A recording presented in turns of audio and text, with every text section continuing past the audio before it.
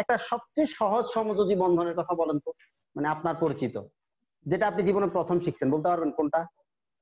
Hydrogen শিখছেন সবার আগে, ওকে ফাইন। এখন দেখেন হাইড্রোজেন, এই যে হাইড্রোজেন, একটা হাইড্রোজেন, আর এই যে এটা তো লাল হাইড্রোজেন, আর এই যে দেখেন এই আরেকটা হাইড্রোজেন, এটা হলো কেমন হাইড্রোজেন বলেন তো? এটা একটা কালো হাইড্রোজেন, ঠিক আছে? এখন এই ওর একটা শেষ কক্ষপথে একটা ইলেকট্রন, ওর শেষ কক্ষপথে একটা ইলেকট্রন, নরমালি ওরা কি করে? বন্ধন গঠন করে। বন্ধন গঠন করে কেমনে ভাইয়া? ওভারল্যাপিং এর মাধ্যমে বন্ধন গঠন করে। তার মানে এই একটা হাইড্রোজেন, এই একটা হাইড্রোজেন, দুইটা ইলেকট্রন শেয়ার করছেন। এখন দেখেন এখানে ওভারল্যাপিং বলে একটা জিনিস হয়। ওভারল্যাপিং মানে কি জানেন? একটা অরবিটাল আরেকটা অরবিটালের মধ্যে ঢুকে যায়, সিম্পল, বন্ধন গঠন করার জন্য। এখন একটা অরবিটাল যখন আরেকটা অরবিটালের মধ্যে ঢুকে যায়, এই যে দেখেন, তখন ওর যদি ব্যাসার্ধ 5 হয়, ওরও ব্যাসার্ধ যদি 5 হয়, তাহলে কিন্তু ওর ব্যাসার্ধ কিন্তু এই দুইজনের ব্যাসার্ধ কিন্তু, মানে এখানে যে অণুটা হবে তার ব্যাসার্ধ কিন্তু 5 হবে না। অ্যাকচুয়ালি সমযোজী বন্ধনে আবদ্ধ দুটি পরমাণুর নিউক্লিয়াস দ্বয়ের মধ্যবর্তী দূরত্বের যে অর্ধেক, মধ্যবর্তী দূরত্বের অর্ধেককে বলা হবে সমযোজী ব্যাসার্ধ। আমি আবার বলছি, সমযোজী বন্ধনে আবদ্ধ দুটি পরমাণুর নিউক্লিয়াস দ্বয়ের মধ্যবর্তী দূরত্বের অর্ধেককে বলা হবে কি? সমযোজী ব্যাসার্ধ। আমি কি বুঝাইতে পারছি? আচ্ছা, এরপর আপনি যেটা নিয়ে ইয়ে করবেন সেটা হচ্ছে ধাতব ব্যাসার্ধ কি জিনিস ভাই? ধাতু নরমালি কেমনে থাকে ভাই? কেউ কারোর মধ্যে ঢুকে না, কি গায়ে গায়ে লেগে বসে, ঠিক কিনা? এখন দেখেন এরকম ধাতব বন্ধনে, ধাতব বন্ধনে থাকে এরকম দুটা পরমাণু নিবেন, নেয়ার পরে তাদের নিউক্লিয়াস দ্বয়ের মধ্যবর্তী দূরত্বের অর্ধেক নিবেন, ব্যাস শেষ। ঠিক আছে, এটা হবে কি? ধাতব ব্যাসার্ধ। এখন দেখেন ভ্যান ডার ওয়ালস ব্যাসার্ধ। আপনারা আমাকে একটু কষ্ট করে বলেন, আপনারা কি ভ্যান ডার ওয়ালস বল সম্পর্কে জানেন কিনা? ভ্যান ডার ওয়ালস বল জি ভাই জানি। কেউ জানো না ভ্যান ডার ওয়ালস বল কি জিনিস? পড়ছিলাম ভুলে গেছি, কেউ পারিস না?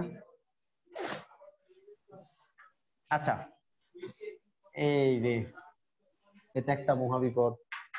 দেখো, এটা একটা ক্লোরিন, এটা একটা ক্লোরিন, ঠিক কিনা? এটা ক্লোরিন, এটা ক্লোরিন। আচ্ছা, ক্লোরিন কি? এটা গ্যাস না? এটা ক্লোরিনের না, এটা না। তোমরা যত ধরনের বল জানো ম্যাক্সিমামই হচ্ছে পারমাণবিক বল। কেন জানো? তোমরা ধরো তুমি জানো হচ্ছে আয়নিক বন্ধন, তারপরে কি জানো? সমযোজী জানো। আয়নিকে কি হয়? দুইটা আয়নে আয়নে হয়। তারপরে সমযোজীতে কি হচ্ছে? শেয়ার হচ্ছে, কিন্তু দুইটা পরমাণুর মধ্যেই তো শেয়ার হচ্ছে নাকি? আচ্ছা, তারপরে তোমরা আরো কি জানো? তোমরা জানো হচ্ছে ধরো হাইড্রোজেন বন্ধন জানো। হাইড্রোজেন বন্ধনটা কিন্তু পারমাণবিক এবং আণবিক দুইটাই হইতে পারে, ঠিক আছে? আণবিক বন্ধন হয় হাইড্রোজেন বন্ধনটা, আণবিক বন্ধন। ভ্যান ডার ওয়ালসটাও একটা আণবিক বন্ধন। তোমরা ছোটবেলায় একটা পড়া পড়ছো 9, 10-এ যখন ছিল, তখন কেমিস্ট্রিতে, যে সমযোজী বন্ধন যাদের মধ্যে থাকবে তাদের মধ্যে ভ্যান ডার ওয়ালস বল থাকবে। বুঝতে পারছো? তাদের মধ্যে কি থাকবে? ভ্যান ডার ওয়ালস বল থাকবে। আসলে কেন বলছে তাহলে? তাহলে ভ্যান ডার ওয়ালস বলটা আসলে কোথায়, বলতে পারবা কেউ? তো খুব সহজ একটা কনসেপ্ট, 9, 10-এ পড়ছো কিন্তু। তাহলে ভ্যান ডার ওয়ালসটা কোথায় থাকে? বিশাল একটা ভালো জিনিস তুমি মিস করে আসছো মনে করো। দেখো কেমন ভাইয়া, ও তো সমযোজী বন্ধন তৈরি করছে, বন্ধন তৈরি করে আমার এই অণুটা ফর্ম করছে, আবার এও একটা ফর্ম করছে। তুমি ক্লোরিনকে চাইলে যখন চাপ দাও বা তাপমাত্রা কমায় আনো, তখন ক্লোরিনটা কি হয়ে যায়? তরল ক্লোরিন হয়ে যায় না? চাপ দিলে তরল ক্লোরিন হয়ে যায় না? আচ্ছা, এখন ক্লোরিন তরল হওয়ার জন্য কি হয়? একটা ক্লোরিন আরেকটা ক্লোরিনের কাছে যাইতে হয়, তাদের মধ্যে একটা আকর্ষণ বল কাজ করে। এখন যে আকর্ষণ বল কাজ করতে হইলে একটা তো বল থাকতে হবে, সেই বলটাই হচ্ছে ভ্যান ডার ওয়ালস বল। এখন দেখো এই বলটা কেমনে হয়।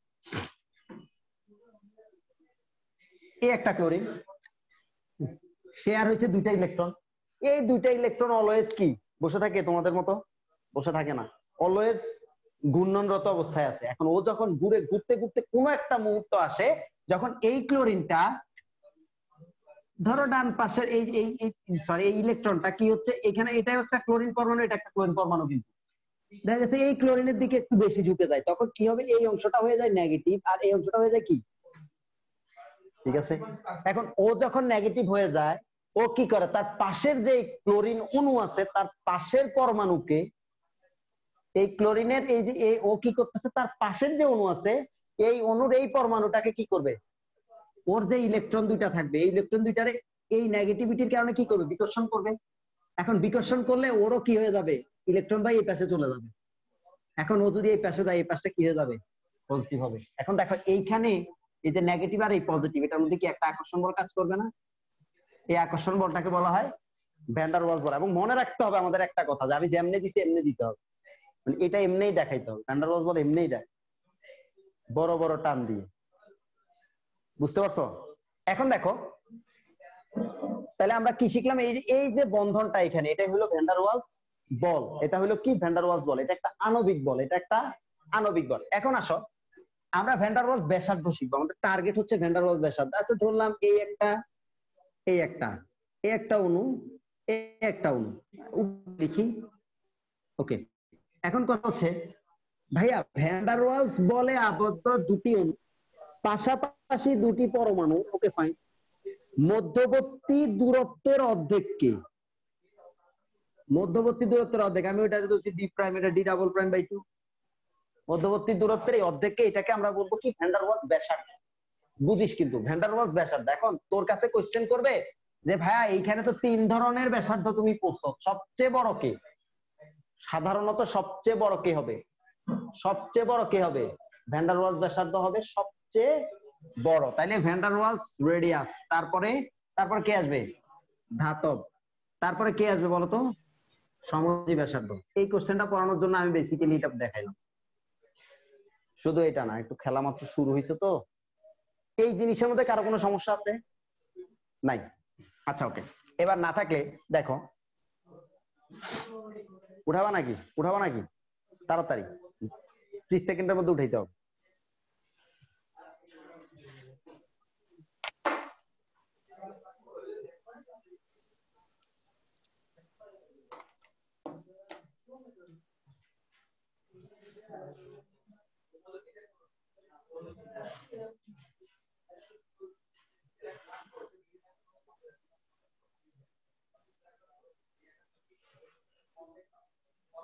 নাম কি?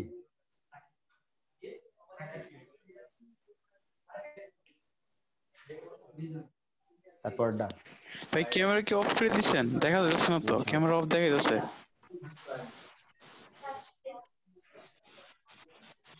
হ্যালো, এই লিখছেন না? আচ্ছা ওকে, এবার দেখেন, এবার আমরা হচ্ছে একটু ঘুরে আসি পর্যায় সারণী থেকে। হ্যাঁ, পর্যায় সারণীতে এটা আমরা সবাই জানি, তবুও তার একটু তাড়াতাড়ি করে টেনে দিচ্ছি জিনিসটা। সেটা হচ্ছে ভাইয়া ধরো সোডিয়াম দিল, তারপর হচ্ছে ম্যাগনেসিয়াম দিল, তারপর হচ্ছে অ্যালুমিনিয়াম দিল। এদের মধ্যে কার ব্যাসার্ধ বড়, কার ব্যাসার্ধ ছোট? তিনজনেরই দেখো কক্ষপথ তিনটাই, 1 2 3, 1 2 3। এখন এর হচ্ছে শেষ কক্ষপথে একটা ইলেকট্রন, এর হচ্ছে 2টা ইলেকট্রন, হ্যাঁ, এর হচ্ছে এই যে দেখো এর হচ্ছে 3টে ইলেকট্রন, 1 2 3। এবার বলো সবচেয়ে বড়। আমি অ্যালুমিনিয়াম আঁকছি এজন্য, বড় করে আঁকছি এজন্য। আসলে এখানে যে জিনিসটা আমরা দেখবো সেটা হচ্ছে খুবই সিম্পল। ওর ভিতরে 11টা প্রোটন থাকে, ওর ভিতরে 12টা প্রোটন থাকে, ওর ভিতরে হচ্ছে 13টা প্রোটন থাকে। ঘটনাটা যেটা ঘটে সেটা হচ্ছে এই 11টা প্রোটন হচ্ছে কি করে, বাইরের একটা ইলেকট্রনকে আকর্ষণ করে। তো ধরো আমরা যদি ধরে নেই 11টা প্রোটনের আকর্ষণ বল হচ্ছে 1 করে সবার, মানে যে প্রোটন একটা ইলেকট্রনের জন্য আমরা ধরি চার্জ 1 একক, তাহলে কত হবে? 11টার জন্য 11, আর এই হচ্ছে ওকে আকর্ষণ করে তাহলে 1, তাহলে কি হবে? 11 একক। আমি বলবো না 11 নিউটন বা 11 কিছু, কারণ হচ্ছে সবার আমি একক চিন্তা করবো। তাহলে এইখানে কত ভাইয়া বলতো? 12 গুণ 2, তার মানে কত হইলো ভাইয়া বলতো? 24 একক। তাহলে এখানে দেখো 13 গুণ 3, তার মানে কত হচ্ছে? 39 একক। দ্যাট মিনস আমি যেটা বুঝাইতে চাইছি সেইটা হচ্ছে এরকম, যে এখানে যদি 11 একক বল, তুমি যদি 11 নিউটন ধরো আমার কোনো সমস্যা নাই, তুমি যদি কিলো নিউটন ধরো আমার তাও সমস্যা নাই, কিন্তু সবাই একই একক ধরবা। তাহলে আকর্ষণ বলটা বেসিক্যালি কোথায় বেশি বলতো? অ্যালুমিনিয়ামে বেশি। এখন আকর্ষণ বল যদি বেশি হয় তাহলে কি হয় বলতে পারবা? আকর্ষণ বল বেশি হওয়া মানে কি করা? টেনে কাছে নিয়ে আসা। টেনে কাছে নিয়ে আসা মানে কি? ব্যাসার্ধটা আলটিমেটলি ছোট হয়ে যায়। এখন ব্যাসার্ধ ছোট, তাহলে কার? অ্যালুমিনিয়ামের। দ্যাট মিনস আমরা বলবো এই হচ্ছে ওদের ক্রম। এখন এটা থেকে আমরা আরেকটা জিনিস শিক্ষা পাই, সেটা হচ্ছে একই পর্যায়ের বাম থেকে ডানে গেলে কি হচ্ছে? ব্যাসার্ধ কমতে থাকে। আচ্ছা ওকে, সেম জিনিস যদি আমরা উপর থেকে নিচের দিকে যাই তাহলে কি হবে বলতো? এটা তো সোডিয়াম, যদি আমি পটাশিয়াম দেই 3 ভাই একটা ভালো মার্কার দিতে হবে কাল।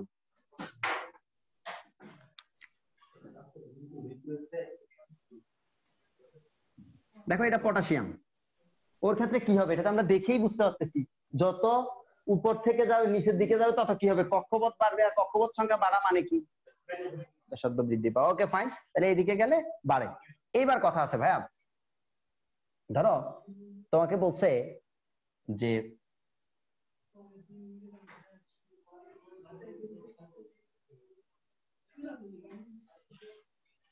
এবার বলো কার সাইজ বড় আর কার সাইজ ছোট? এটা সাইজ বড়। আচ্ছা সবচেয়ে বড় কোনটা তাহলে? এটা সিএল প্লাস সবচেয়ে বড়। আচ্ছা তারপরে সিএল মাইনাস সবচেয়ে বড় হবে, সিএল মাইনাস সবচেয়ে বড় হবে, তারপর সিএল মাইনাস সবচেয়ে বড় হবে, ঠিক কি না? সিএল মাইনাস সবচেয়ে বড়, হ্যাঁ ক প্রথমে সিএল প্লাস, তারপরে এই যে দিল তো চিহ্ন কি উল্টা হবে? উল্টা হবে?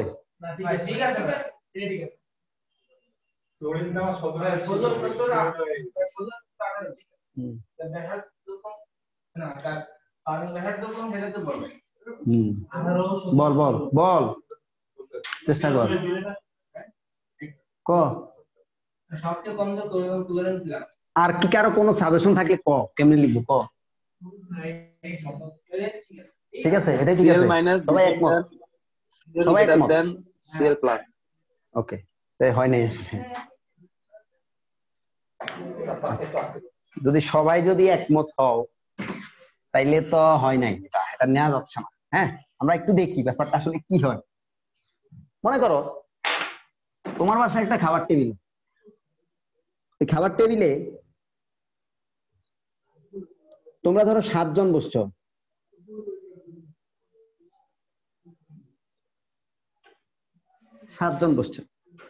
তো ওই খাবার টেবিলে একদিন কোনো কারণে মনে করো রিপন ভাই তোমাদের বাসায় গেছে গেস্ট হিসেবে। হ্যাঁ কয়জন বসতে হবে এখন? 8 জন। এখন আমাকে বলো এই দুইটা সিচুয়েশনের মধ্যে কোন দূরত্বটা কম? 8 জনের দূরত্বটা কম। এখন আসলে এখানে কি হয়েছে জানো, তুমি এটা হলো ক্লোরাইডের শেষ কক্ষপথ, এটা হচ্ছে ক্লোরিনের শেষ কক্ষপথ, আর আমি এটা হলো সিএল প্লাস, এটাকে দিলাম। এখানে আসলে কয়জন জানো? 6 জন। যখন এদের প্রোটন সংখ্যা 1 থাকবে তখন কম্পেয়ারটা হবে ভিন্ন দিক থেকে। কারণ কি জানো? কারণ হচ্ছে এখানে 2 ধরনের বল ক্রিয়াশীল থাকে, একটা পরমাণুর ভিতরে 2 ধরনের বল ক্রিয়াশীল থাকে। একটা হচ্ছে নিউক্লিয়াসের সাথে ইলেকট্রনগুলোর আকর্ষণ বল, এই একটা বল।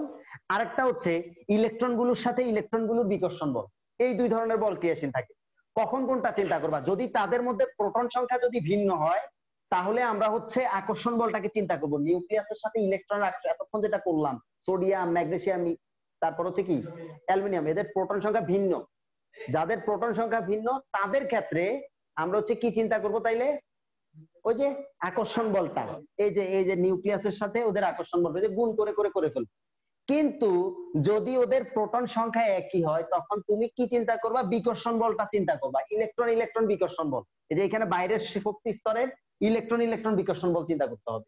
এখন দেখো কি হয় ঘটনাটা। আসলে ঘটনাটা হয় কি, এদিক থেকে বিকর্ষণ করে, এদিক থেকে বিকর্ষণ করে, এবং এটা খুব কাছ থেকে বিকর্ষণ করে। তো দ্যাটস ওয়াই এখানে বিকর্ষণ করলে তুমি ধরো কাউকে পছন্দ করো না, তারে কি তুমি ঘরে রাখবে না বের করে দিবা?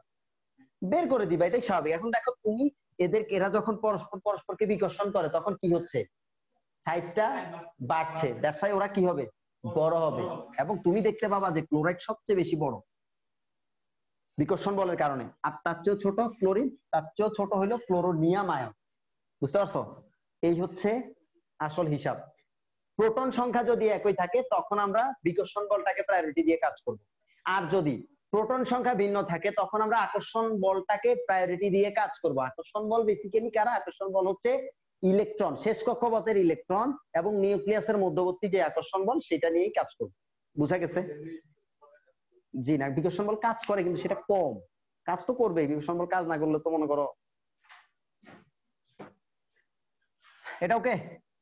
সেম জিনিস তুমি চাইলে অন্য আরো যারে খুশি তারে দিয়ে বানাইতে পারো, এই যে ওরে দিয়ে বানাইতে পারো, ফ্লোরাইড, ফ্লোরিন, ফ্লুরোনিয়াম, ইচ্ছা যারে খুশি তারে দিয়ে বানাইতে পারো। আচ্ছা, এবার আমরা যেটা করবো সেটা হচ্ছে আয়নীকরণ শক্তি।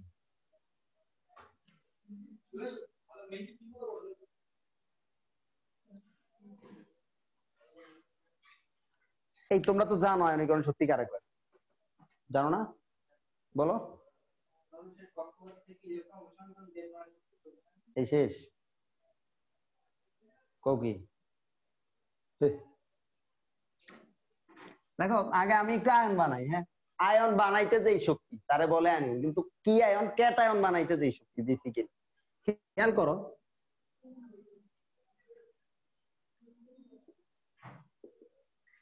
আমরা যদি এভাবে চিন্তা করি যে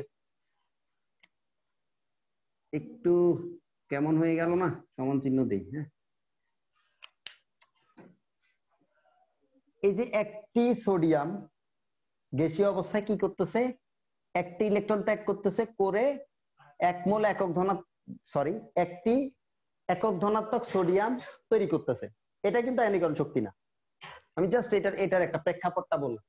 কিন্তু তুমি যদি সংজ্ঞা দিতে হয়, আয়নীকরণ শক্তি ঠিক ততটুকু শক্তিকে বলা যাবে যতটুকু শক্তি তুমি পাবা কিভাবে জানো, এক মোল সোডিয়াম গ্যাসীয় অবস্থায়, অবস্থাটা খুব জরুরি, এখানে অবস্থাটা দেয়াটা খুব জরুরি, কেন জানো? কারণ গ্যাসীয় অবস্থায় দিতেও, গ্যাসীয় অবস্থায় ও এক মোল ইলেকট্রন ছাড়তে ওর যে পরিমাণ কষ্ট হবে, লিকুইড থাকলে ওর কষ্ট আরো বেশি হবে, সলিড থাকলে আরো বেশি হবে, এজন্য অবস্থা বলাটা খুব জরুরি।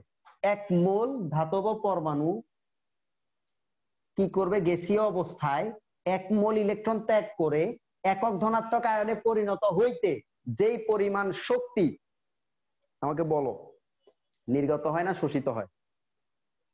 যে পরিমাণ শক্তি শোষিত হয়। বেসিক ব্যাপারটা দেখো কি হয় আসলে। সোডিয়াম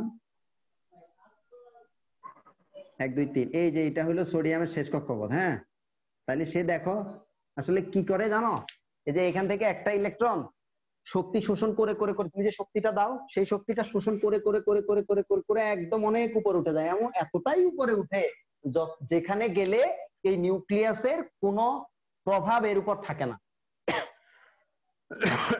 নিউক্লিয়াসের প্রভাব এখানে থাকে না, এতটাই উপরে উঠে। বুঝতে পারছো কি ব্যাপারটা? তোমার এখন মনে প্রশ্ন থাকবে, ভাইয়া সোডিয়ামের কক্ষপথ কয়টা? আসলে সোডিয়ামের কক্ষপথ অসংখ্য, যে কোনো পরমাণুরই কক্ষপথ অসংখ্য, না হলে ভাই বর্ণালীর ব্যাখ্যা করা যাইতো না। আচ্ছা ওকে, এখন দেখো এক মোল, এক মোল কি যে কোনো একটা ধাতু হইতে পারে, অধাতু হইতে পারে। তুমি আবার মনে করো না ভাইয়া অধাতু কি ইলেকট্রন ছাড়তে পারে? তুমি যারাই দাও, যে কোনো এক মোল পরমাণু, এক মোল পরমাণু গ্যাসীয় অবস্থায় এক মোল ইলেকট্রন ত্যাগ করে একক ধনাত্মক আয়নে পরিণত হইতে যেই পরিমাণ শক্তি শোষিত হয়, তার মানে ডেল এইচটা কেমন হবে ভাইয়া বলো তো? এটা, এটা বোঝা গেছে? এখন তুমি খেয়াল করো, আমাদের এইটা যদি চিন্তা করি, আমি সোডিয়াম রে নেই, তারপরে হচ্ছে তোমার অ্যালুমিনিয়াম, ম্যাগনেসিয়াম রে নেই, তারপরে যদি আমি অ্যালুমিনিয়াম রে নেই, তাহলে কার আয়নীকরণ শক্তি বেশি হবে আর কার কম হবে? সোডিয়াম, ম্যাগনেসিয়াম, অ্যালুমিনিয়াম, কার কার বেশি কার কম? আগে ওদের সাইজ নিয়ে কথা বলো, যে কার বড় কার ছোট। অ্যালুমিনিয়ামের ওর বেশি হচ্ছে হবে। সবচেয়ে বেশি বড়, তাহলে ওর যদি বড় হয় তাহলে দেখো এখন কি হচ্ছে, এই যে দেখো ইলেকট্রন, এই যে আয়নীকরণ শক্তি ইলেকট্রন, কম হবে। এই ইলেকট্রনটা নিউক্লিয়াস থেকে অনেক দূরে ওর তুলনায়, আবার ও আবার দূরে ওর তুলনায়, তার মানে ও হচ্ছে সবচেয়ে দূরে আছে, যে দূরে আছে তার দূরে যাওয়াটা ইজি, তার দূরে যাওয়াটা ইজি। দ্যাটস ওয়াই আমরা বলবো যে ওর আয়নীকরণ শক্তির মান হবে কম আর ওর আয়নীকরণ শক্তির মান হবে বেশি, কারণ হচ্ছে কি ও নিউক্লিয়াসের কাছে আছে, দ্যাটস ওয়াই নিউক্লিয়াস কি বেশি শক্তি বলে ওরা আকর্ষণ করে আছে, ওর এই আকর্ষণ বলটা শেষ করতে হলে কি বেশি পরিমাণ শক্তি দিয়ে টেনে আনতে হয়। সিম্পল ব্যাপার কিন্তু। তাহলে দেখো একই পর্যায়ের বাম থেকে ডানে গেলে কি হচ্ছে বলতো, আয়নীকরণ শক্তির মানটা বাড়ে, একই পর্যায়ের বাম থেকে ডানে গেলে আয়নীকরণ শক্তির মান বাড়ে। এখন তুমি খেয়াল করো, আমরা তাহলে জিনিসটা এক্সপেক্ট করি কেমন, এক্সপেকটেশন কেমন থাকে আমাদের? আমরা ধরো lithium, beryllium, boron, carbon, nitrogen, oxygen. এই জিনিস যখন আমরা দেখি যে একই পর্যায়ের বাম থেকে ডানে গেছে, তাহলে কি হবে বলতো? বেশি হওয়ার কথা নাকি? বুঝো নাই? কিন্তু আসলে কি ঘটনাটা তাই ঘটে? কি হয় বলতো? বাস্তবতা কেমন বলতো? রিয়ালিটি বলো বলো বলো বলো।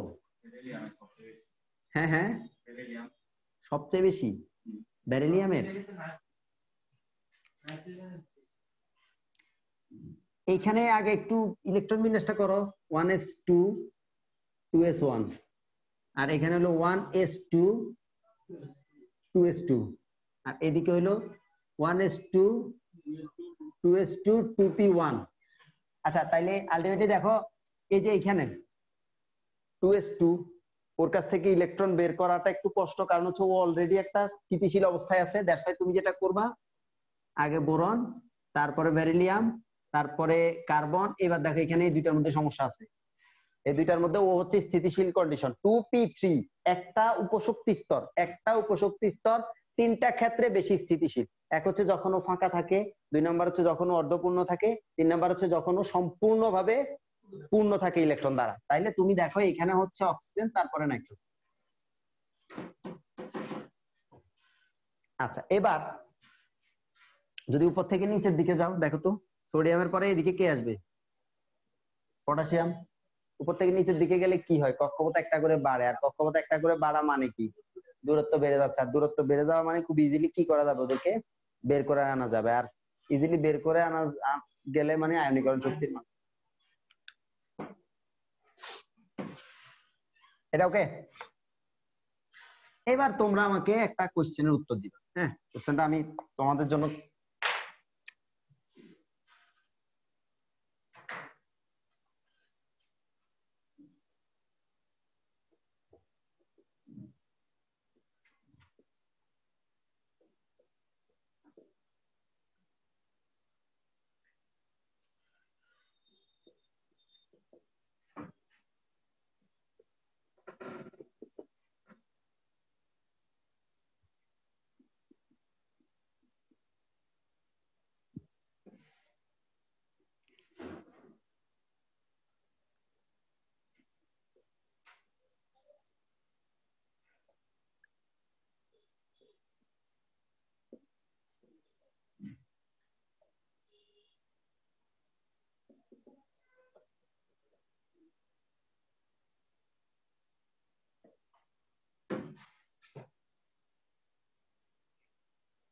বলো।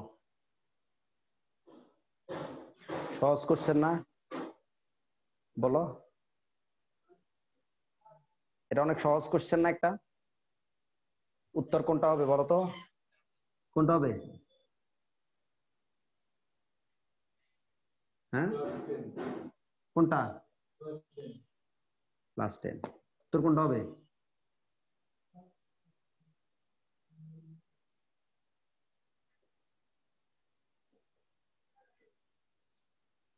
ট্যাগ করে দেই, সাস্টের মতো 5টা দেই। বলো বলো, তাড়াতাড়ি বলো। কে কোন কলেজ কত দেখি, তাড়াতাড়ি এক সাইড থেকে কম। আরে বসে বল।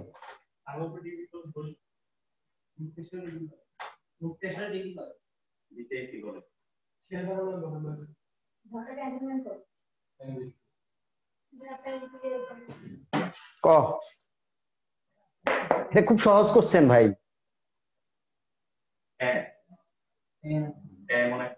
এ, আর আর কেউ আছো? আর কেউ নাই? কোন উত্তর উত্তর নাই কারো?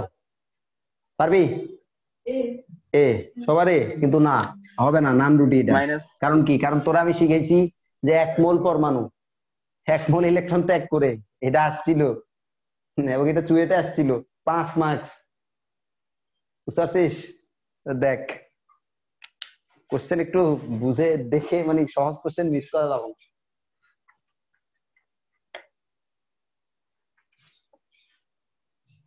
কারণ এখানে যেটা A2 কি পরমাণু হইতে পারে? A2 তো অণু, বুঝিস নাই?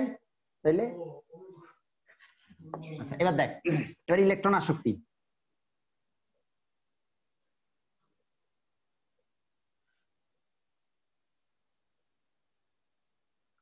ভাইয়া ইলেকট্রন আসক্তি হচ্ছে কি জিনিস? তেমন কিছুই না। দেখো ক্লোরিন যদি ওর কথা বলি, ও গ্যাসীয় অবস্থায় একটা ইলেকট্রন গ্রহণ করে কি হচ্ছে, ক্লোরাইডে পরিণত হচ্ছে।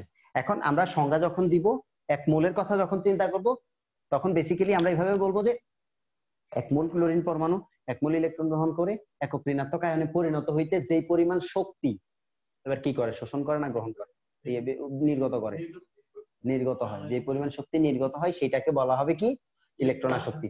একটু বুঝো একটা হিসাব নিকাশ, সেটা হচ্ছে ডেল এইচটা কেমন হবে ভাই বলো তো? নেগেটিভ হবে। ডেল এইচটা কেমন হবে? নেগেটিভ হবে। এখন আমরা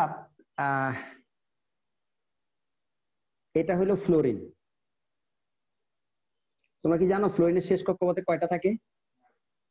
7টা। এবার দেখো ফ্লোরিনের শেষ কক্ষপথে তাও 7টা।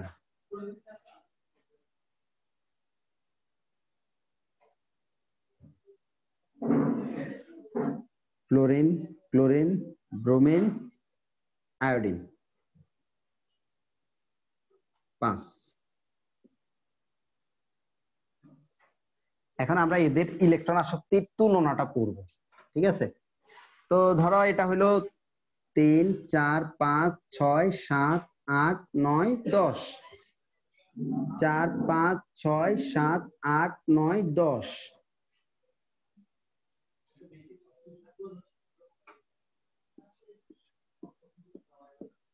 আচ্ছা এখন দেখো এটা হলো আয়োডিন, ও হচ্ছে আয়োডাইডে পরিণত হবে, ও হচ্ছে ব্রোমাইডে, ও হচ্ছে ক্লোরাইডে, ও হচ্ছে ফ্লোরাইড। এটা পরিণত করার জন্য আমার কি করতে হবে, ওদের সবাইকে একটা করে ইলেকট্রন প্রোভাইড করতে হবে। তোমার আমি জাস্ট বাস্তব জিনিসটা দেখানোর ট্রাই করতেছি, বোঝানোর ট্রাই করতেছি, তুমি ভুলে না যাও নেক্সট টাইম। এখন দেখো ওর একটা ইলেকট্রন দরকার, ওর একটা ইলেকট্রন দরকার, ওর একটা ইলেকট্রন দরকার, ওর একটা ইলেকট্রন দরকার, সবারই একটা করে ইলেকট্রন দরকার। এখন এই একটা ইলেকট্রন ও কোথায় থেকে পাবে? ও এমন এক জায়গা থেকে, বলে কি অসীম দূরত্ব থেকে। ভাই অসীম দূরত্ব বলতে মানে একদম আকাশ থেকে নিয়ে আসে নাই। অসীম দূরত্ব মানে হচ্ছে যেখানে নিউক্লিয়াসের আকর্ষণ কাজ করে না, এমন একটা জায়গা থেকে ইলেকট্রন নিয়ে আসছে, ঠিক আছে? আমি ধরে নিলাম এরা সবাই একটা করে ইলেকট্রন পায়, সেটা আসে 10 নম্বর কক্ষপথ থেকে। কত নম্বর কক্ষপথ থেকে? 10 নম্বর কক্ষপথ থেকে। এখন দেখো যদি ও 10 নম্বর কক্ষপথ থেকে এখানে আসতে হয়, কত নাম্বারে আসবে? ওটা 5 নাম্বারে আসবে। 10 নাম্বার থেকে কোথায় আসবে? 5 নাম্বারে। এখন দেখো 10 থেকে 5-এ আসতে গেলে ওরে কয় ঘর লাভ দিতে হচ্ছে? 5 ঘর আসতে হচ্ছে। 5 ঘরে সে মনে করলাম প্রতি ঘর নিচে নামার জন্য তার 10 কিলোজুল করে শক্তি ব্যয় হচ্ছে। আমি আন্দাজে ধরে নিছি, জাস্ট তোমাকে কম্পেয়ারটা বোঝানোর জন্য। এখন ধরো সেটা হচ্ছে 50 কিলোজুল পার মোল, ঠিক আছে? ওর জন্য এটা কয় ঘর বলতে পারবা? 10 বিয়োগ 4, তার মানে 6 ঘর। তাহলে 6 গুণ 10, তার মানে 60 কিলোজুল পার মোল। নাকি বুঝুনি কেউ? বলো, ঠিক আছে না? এখন দেখো এইটার জন্য এটা কত? 10 বিয়োগ 3 মানে কত? 7। দ্যাট মিন্স 7 গুণ 10, 70 কিলোজুল পার মোল। এখন এটা থেকে আসলে আমরা কি শিখি জানো? এগুলো কি, এই শক্তিগুলো কি? এই শক্তিগুলো আসলে ওর ইলেকট্রন আসক্তির মান। এই শক্তিগুলোই হচ্ছে ওর ইলেকট্রন আসক্তির মান। এখন দেখো ফ্লোরিন, ক্লোরিন, ব্রোমিন, আয়োডিন, এখান থেকে আমরা যে শিক্ষাটা পাই সেই শিক্ষা হচ্ছে যে আমরা একই গ্রুপের উপর থেকে নিচে গেলে ইলেকট্রন আসক্তির মান কি হয়? কমে। তার মানে এইটা কি হওয়া উচিত? এটা হওয়া উচিত 10 বিয়োগ 2, তার মানে হচ্ছে কত? 8। 8 গুণ 10, তার মানে 8 10 80 কিলোজুল পার মোল। নাকি বুঝো নাই? হওয়া উচিত না? কিন্তু না, এটা আসলে এরকম হয় না। মানে আমরা সচরাচর যেটা ভাবি, মানে আমাদের যে এক্সপেকটেশন থাকে সেটা থাকে এরকম যে ফ্লোরিন, তারপরে ক্লোরিন, তারপরে ব্রোমিন, তারপরে আয়োডিন, এটা আমাদের এক্সপেকটেশন থাকে। কিন্তু রিয়েলিটি কি এরকম না। কি ঘটনা ঘটে দেখো এইখানে, ওর এই যে ইলেকট্রন 10 নম্বর কক্ষপথ থেকে ও যখন ঢুকতে চায়, আসলে একটা সবচেয়ে সহজ হিসাব হচ্ছে কি, তুমি দেখো ব্যাসার্ধ হয়তো অল্প একটু বাড়ে, কিন্তু ব্যাসার্ধ কিন্তু চারপাশেই বাড়ে। এদ্দুর বাড়া মানে কিন্তু এদ্দুর বাড়া। এটা কি বুঝো? বুঝিস নাই? মনে কর আমি একটা রাস্তা নিলাম, এই একটা মাঠ বানাইলাম, সেটা হলো 5 কিলোমিটার ব্যাসার্ধে। এখন এখানে আমি কইলাম যে এখানে আরো 200 মিটার করে তোমরা বাড়াই দাও, 5 কিলোমিটার থেকে 200 মিটার। তাহলে এবার দেখো কত বড় হয়। এই 200 মিটার কিন্তু প্রচুর বড় হবে, কারণ 4-5 দিয়ে 200 করে বাড়বে। বুঝতেছিস ব্যাপারটা? এখন এইখানে এই যে ছোট্ট জায়গাটা, এই ছোট্ট জায়গায় 9টা ইলেকট্রন আছে। এখন 9টা ইলেকট্রন থাকা মানে কি জানিস? 9টা ইলেকট্রন থাকা মানে এই ছোট্ট জায়গায় ইলেকট্রনের যে ডেনসিটিটা হচ্ছে অনেক বেশি। ইলেকট্রনের ডেনসিটি বেশি মানে কি? নেগেটিভ চার্জের ডেনসিটি বেশি। এখন আমার এখানে আসবে কি উপর থেকে? আসবে একটা ইলেকট্রন, সে কেমন? সেও নেগেটিভ। এখন দেখো এই দুইজনই নেগেটিভ যখন হবে তখন কি হবে? তারা একজন আরেকজনের বিকর্ষণ করবে। কারণ ও চাইবে না যে নতুন করে কেউ আসুক, কিন্তু ওর আসতে হবে, কারণ ওর হচ্ছে ফ্লুরাইড গঠন করতেই হবে। তাহলে কি হবে? ও আসার জন্য কি করবে জানো? ও হচ্ছে কিছু পরিমাণ শক্তি এখানে নষ্ট করে ফেলবে, বিকর্ষণ বলের বিরুদ্ধে কাজ করবে। বিকর্ষণ বলের বিরুদ্ধে কাজ করতে হলে ওকে কিছু পরিমাণ শক্তি নষ্ট করতে হবে, এবং সেটা হচ্ছে মনে করো ধরো 15 কিলোজুল। তাহলে সে তোমার থাকতেছে কিন্তু কত কিলোজুল পার মোল, মানে ওর হইলো 65 kilojoule per mole. That means ক্লোরাইডেরটা হবে সবচেয়ে বড়, তারপরে ফ্লুরাইড, তারপরে ব্রোমাইড, তারপর আয়োডাইড। মানে বাস্তবতার সাথে মিলাই এটা পরীক্ষায় আসবে ঢাকা ইউনিভার্সিটিতে, মনে করো 2 মার্কসের জন্য দিই। অনেক সময় বুয়েটাও ওই যে এক কথায় 2 মার্কসের জন্য 5টা কোশ্চেন দিয়ে দেয় 10 মার্কস, ওইখানে দিয়ে দিতে পারে, সম্ভাবনা আছে। বুঝতে পারছেন? সহজ, কিন্তু খুব সহজ জিনিস। আচ্ছা, এবার হচ্ছে তড়িৎ ঋণাত্মকতা। এটা নিয়ে কারো কোনো কোশ্চেন আছে? থাকলে একটু বলো। এটা হলো ওয়াইফাই পদ্ধতি আর কি।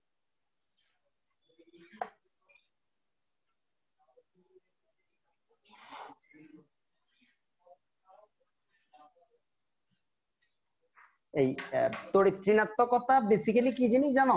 ধরো এইটা হচ্ছে 2টা হাইড্রোজেন, হ্যাঁ, ওরা 2জন সমযোজী বন্ধন ফর্ম করে আছে। তো দুইজনই যখন সমান শক্তির হয় তখন তাদের মধ্যে মারামারি হইলে রিস্ক কম থাকে। কেন জানো? কিছু হয় না, হ্যাঁ, মানে ওই ফাইনালি রেজাল্ট একই থাকে। তো ওদের এই যে 2টা ইলেকট্রন, এই 2টা ইলেকট্রন ঠিক দুইজনের মাঝখানে থাকে, টানাটানি করে, দুজনের শক্তি তো সমান, টানাটানি করে তার কেউ নিতে পারে না। কিন্তু যদি ঘটনাটা এরকম হয় হাইড্রোজেন এবং ক্লোরিন, তাহলে কি হবে জানো? এবার কি ইলেকট্রনটার মাঝখানে থাকবে? ইম্পসিবল। এবার ইলেকট্রনটা যে কোনো একদিকে ঝুঁকে যাবে, এবং সেটা হলো অবশ্যই ক্লোরিন। কোনো একটা অশরীরী শক্তি থাকে ক্লোরিনের মধ্যে, যার কারণে সে বন্ধন ইলেকট্রন দ্বয়কে নিজের দিকে টেনে আনে। এই যে বন্ধন ইলেকট্রন দ্বয়কে নিজের দিকে টেনে আনার যে ক্ষমতা, এটাকে বলা হয় তড়িৎ ঋণাত্মকতা।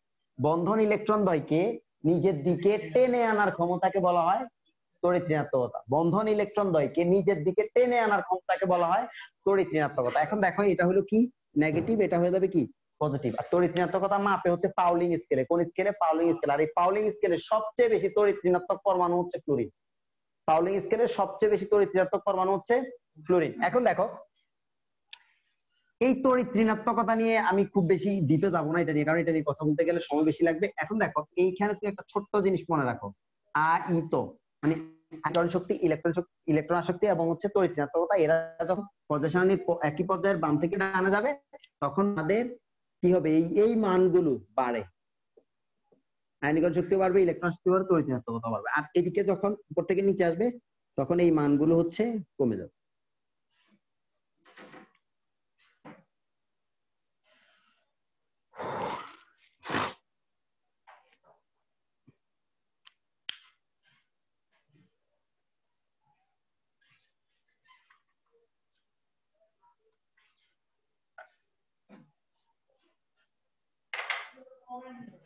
আচ্ছা শোন, এবার আমরা সংকরায়ন করব। আগে একটু সংকরায়ন কি জিনিস এটা একটু বলি, না বললে ভুলে যাবি, কারণ 8 মাস তো পড়াশোনা মনে করতে পারিস না কোনো কারণে। খুব লকডাউন ছিল সবকিছুতে, বইয়ের মধ্যে ধরা লকডাউন দিয়ে দিয়েছিস নিজেরাই। এখন শুনো, সংকরায়ন আসলে কি? সংকরায়ন মানে হচ্ছে সমশক্তির কিছু করা যায় একটা মিক্সচার। এটা হলো কি, আমরা মুড়ি চানাচুর খাই না মাঝে মাঝে? কি হয়, মুড়ি চানাচুর খাই না? মুড়ি আর চানাচুর মিক্সচার করি না? আসলে কেন খাই বলতে পারবা? দুটা মিলে একটা টেস্ট আসবে, যে টেস্টটা সব সময় একই টেস্ট হবে। খাওয়ার সময় তুমি যতবারই নিবা ততবারই সেম টেস্ট আসবে। এজন্য তুমি ওই দুইটা জিনিসটা মাখাই খাও, ওই সেম টেস্টটাই তোমার কাছে ভালো লাগে, আর কিছুই না। এখন দেখো অরবিটাল আমরা সংকরায়ন করি, ঠিক আছে, আমাকে একটু কনফার্ম করো তোমরা অরবিটাল চিনো কিনা। আমাকে 4টা অরবিটালের নাম বা 3টা অরবিটালের নাম। হ্যাঁ হ্যাঁ, কে এল এম এন। অরবিটাল হচ্ছে এসপিডি। কিন্তু তোমরা তো অরবিটাল চিনো না, তোমরা কি করবা বলো তো ভাইয়া?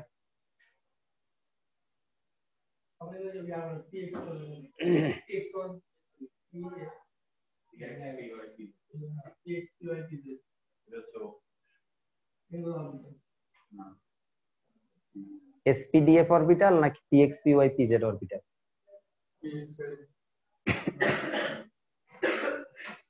কোন ভাই না কর্ণডরন হয়েছে নাকি? যাই হোক ব্যাপার না। দেখো শুনো, অরবিটাল সে যে সর্বোচ্চ দুইটা ইলেকট্রন ধারণ করতে পারে, সর্বোচ্চ দুইটা ইলেকট্রন যে ধারণ করতে পারে। তাহলে এখন তুমি বলো এস পি ডি এফ, ও হচ্ছে দুইটা, ও হচ্ছে 6টা, ও 10টা, ও 14টা।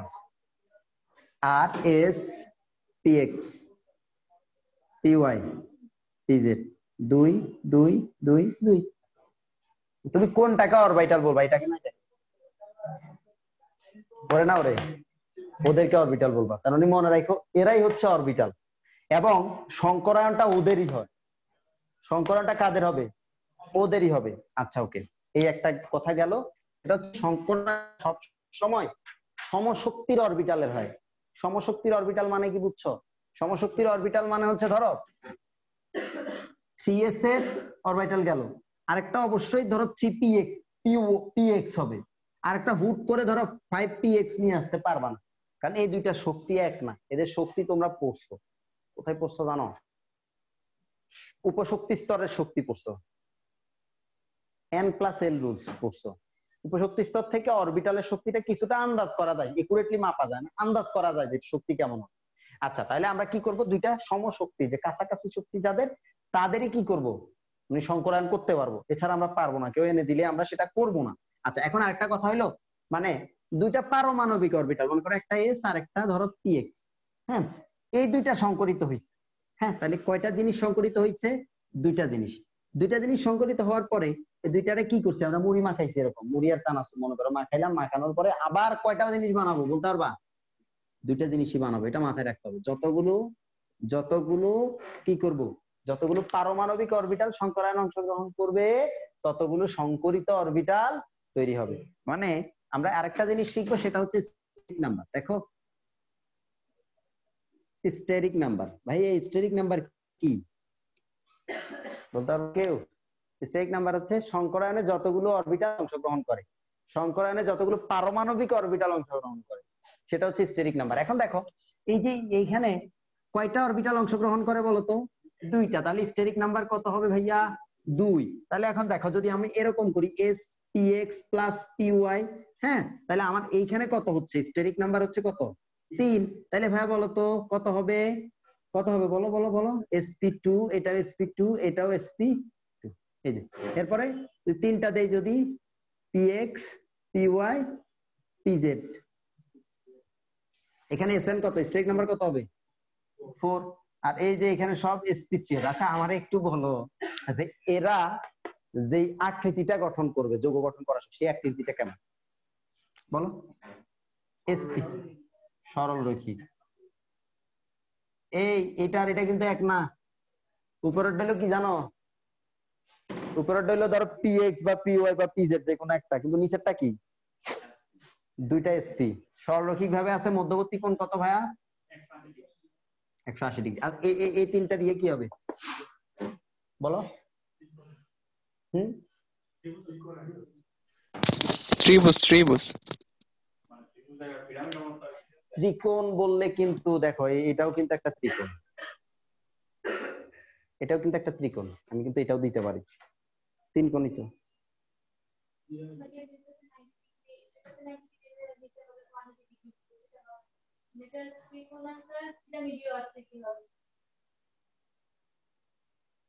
ব্যাত আছে, ব্যাত কোনো ব্যাত নাই মনে হয় এখানে। খেয়াল কর, চেষ্টা করছে বেচারা। হ্যাঁ এই তো, এটা আমি দিছি আমার আঁকার সুবিধার জন্য, এটা এখন আমি আঁকি নাই। এই এবার খেয়াল কর, এই একটা দিব, এই একটা, আর এই যে একটা। এখন দেখ এটা মুছে দিলাম, এটারে কি কয়? ত্রিকোণাকার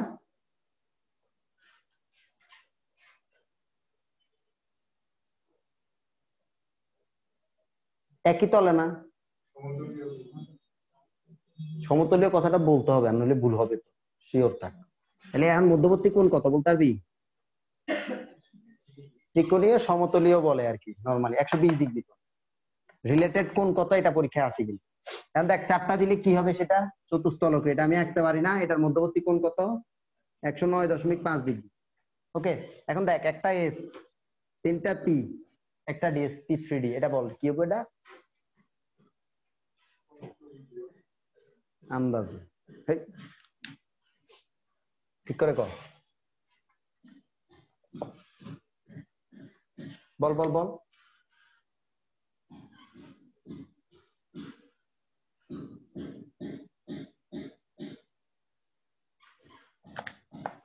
এই ব্রো খেয়াল করো, 1 2 3 অরবিটাল কয়টা দিতে হবে তোরে?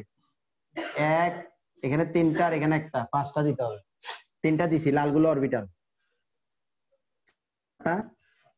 5টা। হ্যাঁ, এবার আছে, এবার আকৃতি কি হবে? এখন দেখ, আগে আকৃতির আগে একটা জিনিস, সহজ জিনিস বুঝ। মধ্যবর্তী কোণ কত? আসলে ও কেমনে আছে জানিস? ও আছে হচ্ছে এমনে, এমনে, এই গেল। এটা হচ্ছে ওই আগের ত্রিকোণীয় সমতলীয়, কিন্তু ওর হিসাবটা হচ্ছে এরকম, এই একটা আছে, একটা আছে এই, বুঝতে পারছিস? এখন এটা যদি হয়, উপরেরটা ধরলাম, এদের মধ্যবর্তী কোণ কত? 120। 120। ওর সাথে ওর কত? 90। ওর সাথে এই যে উপরের ওর কত? ওদের সবার 90। ওর সাথে ওর কত? 180। রিলেটেড কোণ কিন্তু এখানে 3টা, এটা কিন্তু মাথায় রাখতে হবে। এখন ওর সাথে যদি এদিকে একটা, এদিকে একটা, এদিকে একটা হয়, পিরামিড হওয়ার কথা না? ত্রিকোণীয় একটা পিরামিড হবে। আর পিরামিড উপরে একটা হইলে নিচে কি হবে? আরেকটা হবে না? হবে কি না? তাহলে কি হবে? ত্রিকোণীয় দ্বিপিরামিড। ত্রিকোণীয় দ্বিপিরামিড মাথায় থাকবো, মনে থাকবো? আচ্ছা ওকে, মনে থাকলে ভালো। ত্রিকোণীয় দ্বিপিরামিড, আমরা এটা মনে রাখবো। ত্রিকোণীয় দ্বিপিরামিড, এটা মনে রাখার জন্য মেইন চিত্রটা বোঝা উচিত। ওকে, এবার দেখো, এটা ওকে। মধ্যবর্তী কোণগুলো আমরা এখন লিখে দেই। এখন তো আমরা মধ্যবর্তী কোণ জানি 120, এটা হলো কত? 90 ডিগ্রি, আর এটা হলো কত ডিগ্রি ভাই বলো তো? 180 ডিগ্রি। শেষ, ঠিক আছে। এরপরটা তোরা কত দেখি, sp3d2 কর, দেখি এটা পারিস কিনা। তাড়াতাড়ি করবি, ঝটপট, 1 মিনিটে। 1 মিনিট কেন লাগবে? 30 সেকেন্ডে করবি। বিসিআইসি, বিসিআইসি মানে কি রে? ও, ওই বিসিআইসি কলেজ,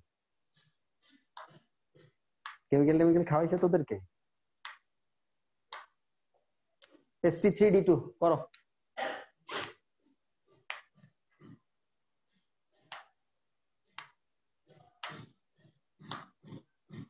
পারছো কেউ? ওই মেয়েরা, তোমরা শুধু সময় ক্ষেপণ করো, কাল ক্ষেপণ করো।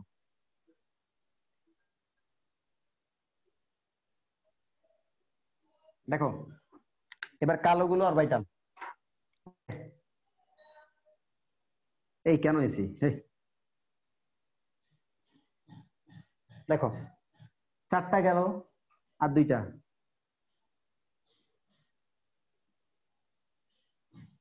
এখন এই যে 4টা, এই 4টার মধ্যবর্তী কোণ কত আগে এটা তো বুঝতে হবে।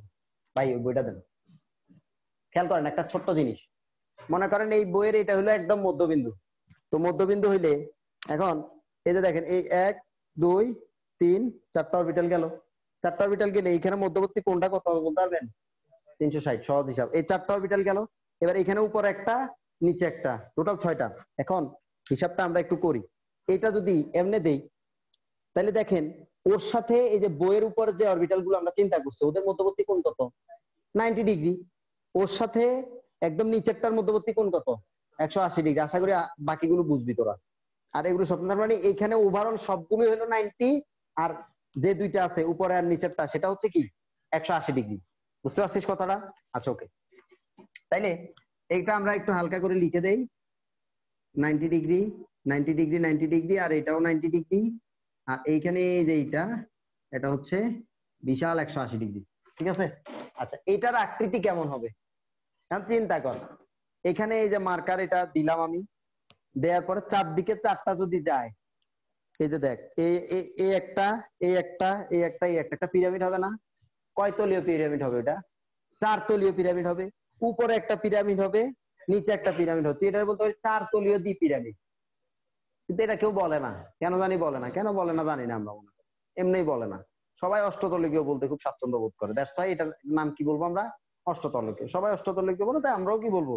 অষ্টতলীয়। তুমি যদি 4 তলীয় দ্বি পিরামিড দাও, আসলে ভুল হবে না, ঠিকই হবে, স্যার কাটবে না, কিন্তু অপশনে তুমি খুঁজে পাবা না এটা, বুঝতে পারছো?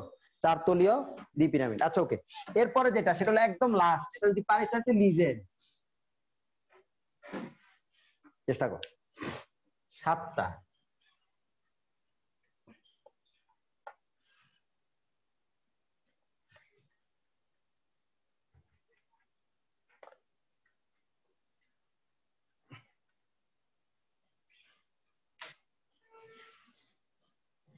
পারছিস?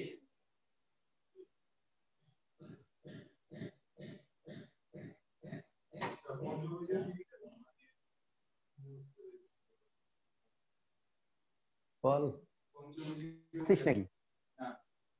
আগে দেখ কি হয়। উত্তর কিন্তু হইছে মনে হয়।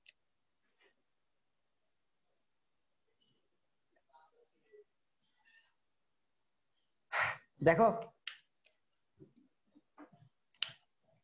এই যে কালোগুলো অরবিটাল, কিন্তু এবার 4 5 পঞ্চভুজ। এই ভিতরে যদি 360 হয় তাহলে এখানে কত ভাইয়া? 72 ডিগ্রি হবে।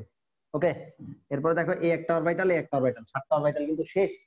এদের সাথে এদের কোণ হলো সব 90, আর এর সাথে এর কোণ হলো 180। পঞ্চভুজীয় দ্বি পিরামিড। আর ওর সাথে যদি তুই চিন্তা কর যে একটা পিরামিড হয়, তাহলে পঞ্চভুজ হবে। নিচেরটার জন্য আবার পঞ্চভুজ, পঞ্চভুজীয় দ্বি পিরামিড, পঞ্চভুজীয় দ্বি পিরামিড। ওকে,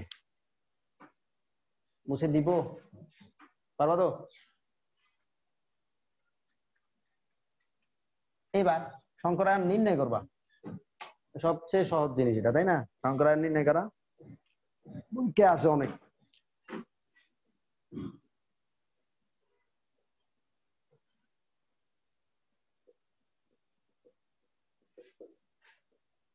আজকে আমরা একটা পদ্ধতি শিখবো, সেটা হচ্ছে যোজ্যতা ইলেকট্রন পদ্ধতি। আমি কাজ করবো যোজ্যতা ইলেকট্রন নিয়ে। সবার আগে কার জানো? সবার আগে বের করবো পানির। তো প্রথম হইলো পানির যোজ্যতা ইলেকট্রন কত, মানে এখানে যে হাইড্রোজেন এবং অক্সিজেন আছে, এদের টোটাল সর্বশেষ কক্ষপথে কয়টি ইলেকট্রন আছে? হাইড্রোজেনের জন্য একটা করে, 2টা হাইড্রোজেন 2, আর অক্সিজেনের হচ্ছে 6টা, তাহলে কত হবে? 8। এটাকে আমরা ধরে নিব মিস্টার এক্স। কি ধরে নিব? Mister x. এখন দেখো এখানে এক্স এর মান কেস 1, এক্স এর মান যদি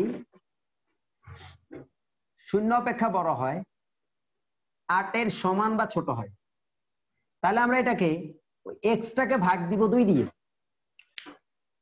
কেস 2, কালো কেস। এক্স এর মান 8 অপেক্ষা বড় এবং 56 এর সমান বা ছোট হইলে আমরা এটাকে ভাগ দিব হচ্ছে কত দিয়ে জানেন? 8 দিয়ে। 3 নাম্বার কেস, এক্স এর মান যদি কোনো কারণে 56 অপেক্ষা বড় হয়, তাহলে আমরা এটাকে ভাগ দিব 18। সবার আগে এক্স এর মান কত ভাইয়া? 8। 8 হইলে তুমি এটাকে কি দিয়ে ভাগ দিবা? আগে তোমার বুঝতে হবে এটা কোন কেস। এটা কেস 1। এই কোন কলেজ? নিচের দিকে তাকাই লিখিস কেন? এদিকে তাকাই দেখবি। এই বিসিআইসি না, বিসিআইসি না তো, শেরে বাংলা। এই শেরে বাংলা, এদিকে তাকাবি। এখন দেখ, এখন এই জিনিসটা যে এক্স এর মানটা বের করছি ভাই, এক্স এর মান কেমনে পাইছি? যোজ্যতা ইলেকট্রন নিতে, মানে শেষ কক্ষপথের ইলেকট্রন গুলো নিয়ে যোগ করছি। এখন দেখো এখানে এই যে 8 আমি দেখলাম যে এটা হলো 1 নম্বর, 8 এর সমান বা ছোট, তাহলে কত দিয়ে ভাগ দিব ভাইয়া? 2 দিয়ে ভাগ দিব। 4 দ্বিগুণে 8, কি সুন্দর। তো ছোটবেলা ভাগ করছো না ভাইয়া? ভাগ পারবা না? এই তো দেখছো পারবা। এখন এই শূন্য। এখন এই যে যেটা পাইছো ভাগফল, হ্যাঁ, এই ভাগফলটাই হচ্ছে স্টেরিক নাম্বার। এখন ভাইয়া এটা ভাগফল যদি স্টেরিক নাম্বার হয় তাহলে এই স্টেরিক নাম্বার 4 হইলে সেটা কি কোন সংকরায়ন?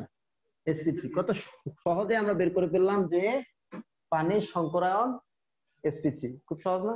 আচ্ছা এবার দেখো, এখন কার বের করবা? অ্যামোনিয়ার বের করবা? অ্যামোনিয়ার বের করো, অ্যামোনিয়ার করো আর মিথেন করো। সবারই দেখবা যে যোগফল কত আসবে জানো? এর হচ্ছে 5 যোগ 3 8 আসবে। ওর ক্ষেত্রেও দেখবা 4 যোগ 4 8 আসবে। তাহলে তুমি খেয়াল করো 8 আসছে, 8 আসলে আমরা কত দিয়ে ভাগ দিব? এই এদিকে তাকা, লেখার দরকার নেই, কিছু লেখার দরকার নেই, ভিডিও দিয়ে দিবে। দেখ এই তো কত 4, 4 দ্বিগুণে 8 0। তাহলে কত হয় ভাইয়া? স্টেরিক নাম্বার 4 হইলে sp3। অনেক সহজ না? আচ্ছা এবার তোমাদেরকে একটা করতে দিতে হয়, না করতে দিলে একটু কেমন দেখে না? তোমরা একটা করবা, সেটা হলো ভাই কি জানো? তোমরা করবো হচ্ছে xenon টেট্রাফ্লোরাইড। করো তোমরা এটা, করো করো করো।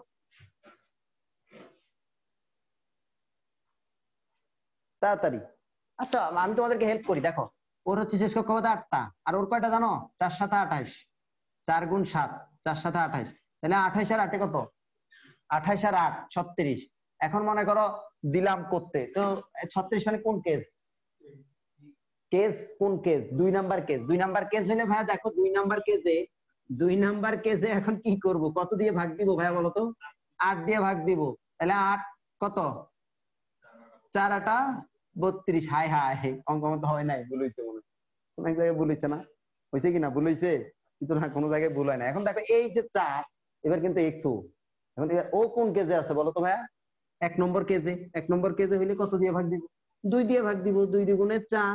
এখন শুনো ভাইয়া, মানে আমি আগে বলছি না তোমাদের যে ভাগফল যেটা থাকবে সেটাই স্টেরিক নাম্বার? আসলে এই কথাটা একটা ভুল কথা। অ্যাকচুয়ালি স্টেরিক নাম্বার হচ্ছে ভাগফলগুলোর যোগফলকে বলা হয় স্টেরিক নাম্বার। ভাগফলগুলোর যোগফলকে বলা হয় স্টেরিক নাম্বার। দ্যাট মিন্স এই যে দেখো এই দুইটা ভাগফল, এই দুইটা ভাগফলের যোগফল হবে আমার স্টেরিক নাম্বার। তার মানে 6, তার মানে sp3d2। নাকি বুঝো নাই? বুঝছিস? জটিল যোগের সময় এই সমস্যাটা হয়, অবস্থান্তর হইলে এই সমস্যাটা হয়। আজকে সেটা দেখাবো, ওই যে আছে জটিলের সংকরণ, দেখলেই বুঝবা যে কখন।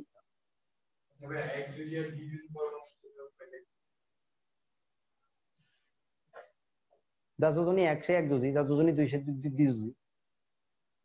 এবার কর, বল। 1 যোজি যার যোজনী 1, যার যোজনী 2 সে 2 যোজি। তুই মনে হয় রাস্তার বই থেকে একটা শর্টকাট মুখস্থ করছিস, ঠিক না? যেটা x equal half into b plus m minus c plus a। এটা দিয়ে হবে না এগুলো সম্ভব। কিছুটা প্যারা খাবা, এটা দিয়ে অনেকগুলো হবে না। এটাকে না বলুন, এগুলো রাস্তার বইয়ে পাওয়া যায়। এইটা দিয়ে এই পদ্ধতিতে কিছু হবে না, এটা ঠিক। 90 থেকে 95% হবে, 5 থেকে 10% হবে না। এখন সেগুলো কি জানো? সেগুলো অসুস্থ যৌগ। অসুস্থ যৌগ মানে কি জানো? ওর স্ট্রাকচারে ঠিক নাই, স্ট্রাকচারে কোন একটা জায়গায় সমস্যা আছে, বুঝতে পারছিস? আচ্ছা সেই স্ট্রাকচার নিয়ে আমরা কথা বলবো একদম শেষের দিকে। তোরা যদি প্রবলেম ফেস করিস, তোরা প্রবলেম না ফেস করতে দেখানোর দরকার নাই, দরকার আছে উদয় মাথা নষ্ট করে দরকার নাই। এখন দেখ, এখন এটা আমরা পারলাম। এবার তাহলে এটা কি? ডাইঅক্সাইড ডাইফ্লুরাইড।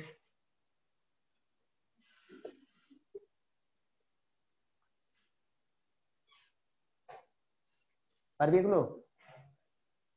কর এটা, জানো এটা কর। 8 যোগ 6 দ্বিগুণে 12, 7 দ্বিগুণে 14, কত হয়? কথা ক। এই যে তোরা যোগ করতে পারিস না কি রে? কত দিয়ে ভাগ দিব? কত হবে? 2, আবার 2,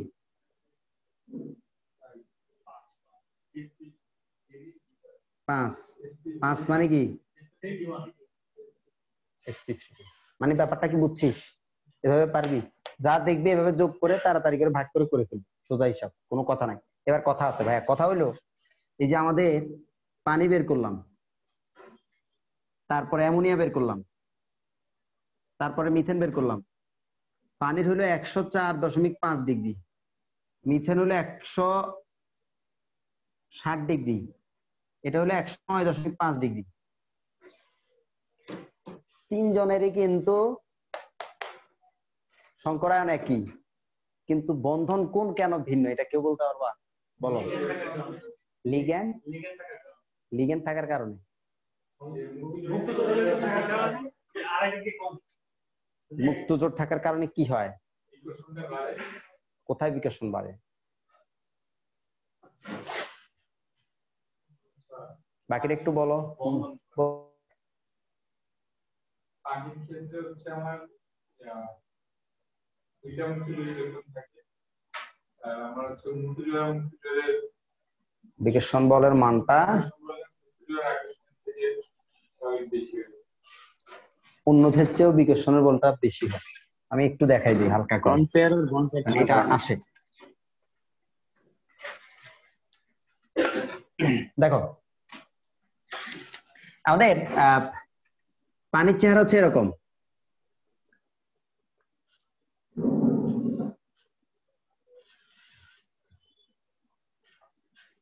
ওকে, তো এখানে একটা বন্ধন মানে কি জানো? আর কিছুই না, দুইটা ইলেকট্রন। একটা বন্ধন মানে কি? দুইটা ইলেকট্রন।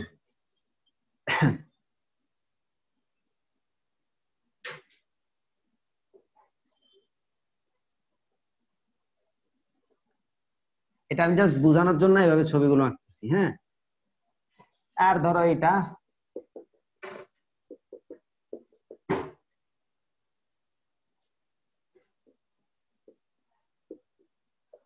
এবার দেখো এখানে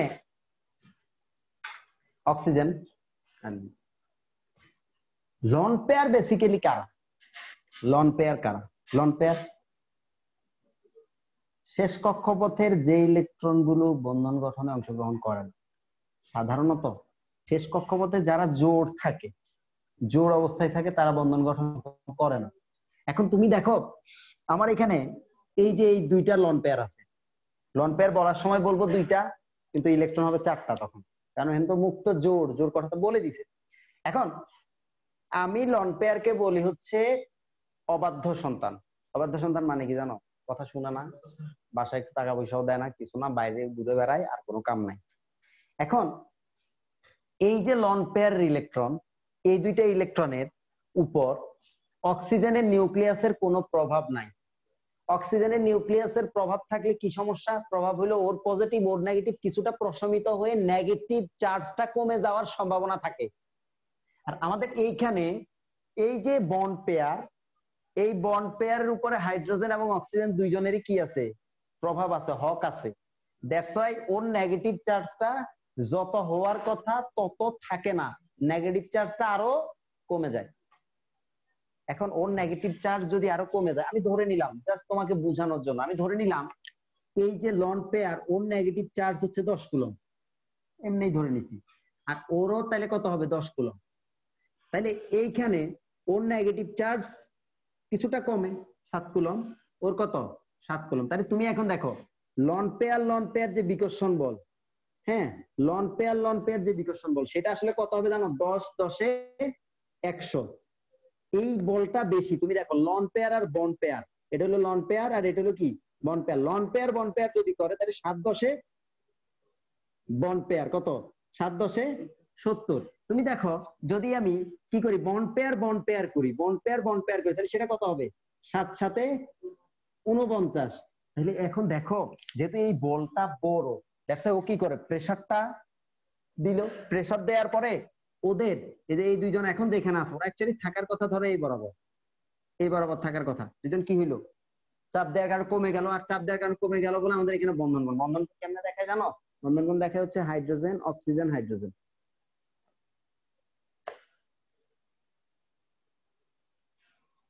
109 হওয়ার কথা ছিল, কিন্তু হয়ে যায় 104.5 ডিগ্রি। ঠিক আছে, এখন দেখো, এখন ওর জন্য কি দুইটা, এখানে তো দুইটা, বিকর্ষণ বলটা কি বেশি, বিকর্ষণ বল বেশি হওয়ায় এটা অনেক বেশি জোরে চাপ দিচ্ছে, কিন্তু ওটা এত জোরে চাপ দিবে না, একটু আস্তে করে চাপ দিবে, দেখবা। তাতে হচ্ছে দেখা গেছে ওরা এই যে এখানে থাকার কথা, এই দিক দিয়ে থাকার কথা, ওরা হচ্ছে কি একটু একটু কাছে চলে যাবে। তখন আমাদের এই যে বন্ধন কোণটা, এই বন্ধন কোণটা হয়ে যাবে হচ্ছে 160 ডিগ্রি। 109 হওয়ার কথা, 109.5 ডিগ্রি হওয়ার কথা, কিন্তু হবে হচ্ছে 160 ডিগ্রি। আর ওইখানে কোনো চেঞ্জ হবে না, কারণ ওইখানে কোনো লন পেয়ার নাই। থিওরি হচ্ছে এটা loan pair is greater than bond pair is greater than bond pair bond. Clear? Of of. এখন দেখো, এবার আমরা তো এই দেখছি, আমরা এবার একটু ডি ব্লকে ঢুকি। হ্যাঁ,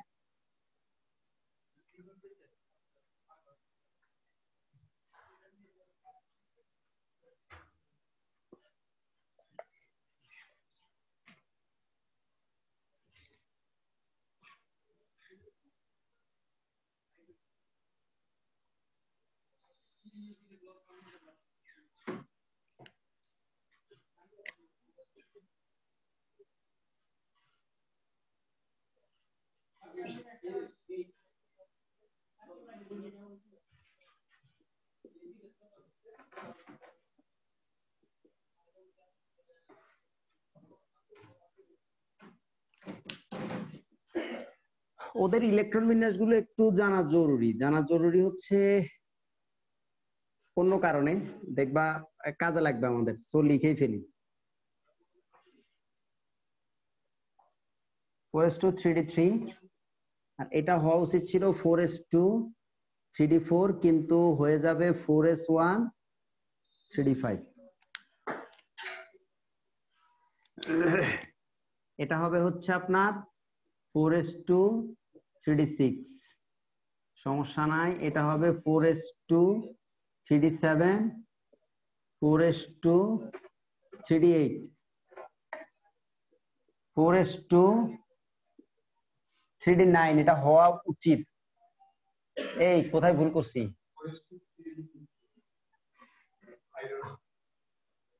ও, এখানে ভুল করছি। 5, এটা হবে 6, এটা হবে 7, এটা হবে 8।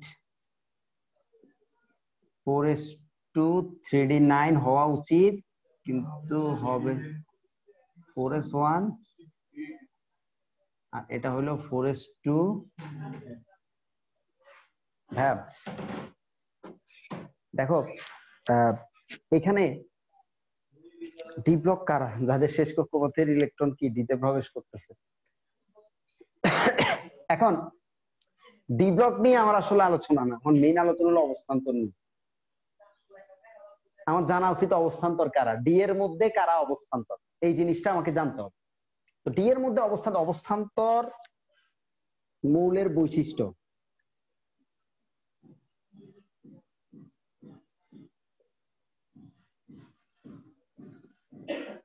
কি কি? প্রথম কথা, তারে অবশ্যই কি হইতে হবে? ডি ব্লক হইতে হবে, প্রথম শর্ত। হ্যাঁ, তারপরে 2 নাম্বার হচ্ছে স্থিতিশীল আয়নের ইলেকট্রন বিন্যাসে D1 থেকে 9 থাকবে। স্থিতিশীল আয়নের ইলেকট্রন বিন্যাসে D1 থেকে 9 থাকবে। এখন তুমি একটা জিনিস খেয়াল করো, আমাদের এই যে স্ক্যান্ডিয়াম রে নিয়ে চিন্তা করি, কারণ যে দুটো হবে না সেই দুটো দিয়ে আমি দেখাই দিচ্ছি। স্ক্যান্ডিয়াম স্থিতিশীল আয়নের স্ক্যান্ডিয়াম 3+, তাহলে স্ক্যান্ডিয়াম 3+ হইলে এদিকে হবে 3টাই চলে যাবে 4s0 3d0, ঠিক আছে? এখন এই যে 4s0 3d0, এই জিনিসের মধ্যে তুমি দেখো যে D1 থেকে 9 আছে কিনা? আছে। D1 থেকে 9 নাই, দ্যাট মিন্স এটা অবস্থান্তর হবে না। এবার দেখো জিঙ্ক কি হবে? জিঙ্ক 2+ হবে, জিঙ্ক হবে জিঙ্ক 2+, এর স্থিতিশীল আয়নের ইলেকট্রন বিন্যাস তাহলে কি হবে? 4s0 3d10, তার মানে এটা D1 থেকে 9 না, এটা D10, দ্যাট মিন্স এটাও কি অবস্থান্তর হবে না। তাইলে এখন অবস্থান্তর হচ্ছে বাকি যেগুলো আছে এগুলো সবগুলোই অবস্থান্তর হবে। কথা হচ্ছে ভাইয়া কেমনে আমরা ব্যাপারটাকে এক্সপ্লেন করবো? ব্যাপারটাকে এক্সপ্লেন করবো এমনি, দেখো যতগুলো ডি ব্লক ছিল সবাই কি অবস্থান্তর হয়েছে? হয় না, কিন্তু অবস্থান্তর যতগুলো হয় তাদের সবারই একটা কন্ডিশন হচ্ছে ডি ব্লক হওয়াটা। তাহলে আমরা এভাবে বলতে পারি না সকল অবস্থান্তরই ডি ব্লক, কিন্তু সকল ডি ব্লক অবস্থান্তর নয়। সকল অবস্থান্তরই কি ডি ব্লক, কিন্তু সকল ডি ব্লক অবস্থান্তর নয়। ঠিক আছে? ওই যে কি জানো পড়ছো তোমরা, সকল রাসূলি নবী, সকল নবী রাসূল নয়, ওটার মতোই আর কি। যাই হোক, এবার অবস্থান্তর নিয়ে কেন আমাদের এত ইন্টারেস্ট? অবস্থান্তর নিয়ে ইন্টারেস্ট হওয়ার কারণ হলো অবস্থান্তর কিছু স্পেশাল বৈশিষ্ট্য দেখায়। সেই বৈশিষ্ট্যগুলো কি জানো? অবস্থান্তরের সেই স্পেশাল বৈশিষ্ট্যগুলো হচ্ছে প্রথমত জটিল যৌগ গঠন করে, 2 নাম্বার প্রভাবক হিসেবে কাজ করে। অর্গানিক কেমিস্ট্রিতে তুমি অবস্থান্তর যৌগ লিখতে লিখতে দেখবে হাত ব্যথা হয়ে যায়, নিকেল লিখো, কপার লিখো, তারপরে আরো দেখো ফেরাম লিখো, কত মানে যা আছে সবগুলোই অবস্থান্তর লেখো, তুমি খেয়াল করে দেখো প্রভাবক হিসাবে। তারপর হচ্ছে ওদের যেই রঙিন যৌগ গঠন করে, তারপরে তোমার পরিবর্তনশীল জারণ সংখ্যা ওরা প্রদর্শন করে, মানে ওদের সিম্পলি মেলা কাজ হয় ওদেরকে দিয়ে। এখন আমরা শুরু করবো হচ্ছে জটিল যৌগ দিয়ে। জটিল যৌগ শুরু করার আগে আমাদেরকে একটা জিনিস জানতে হবে, সেটা হচ্ছে সন্নিবেশ সমযোজী বন্ধন সম্পর্কে জানতে হবে।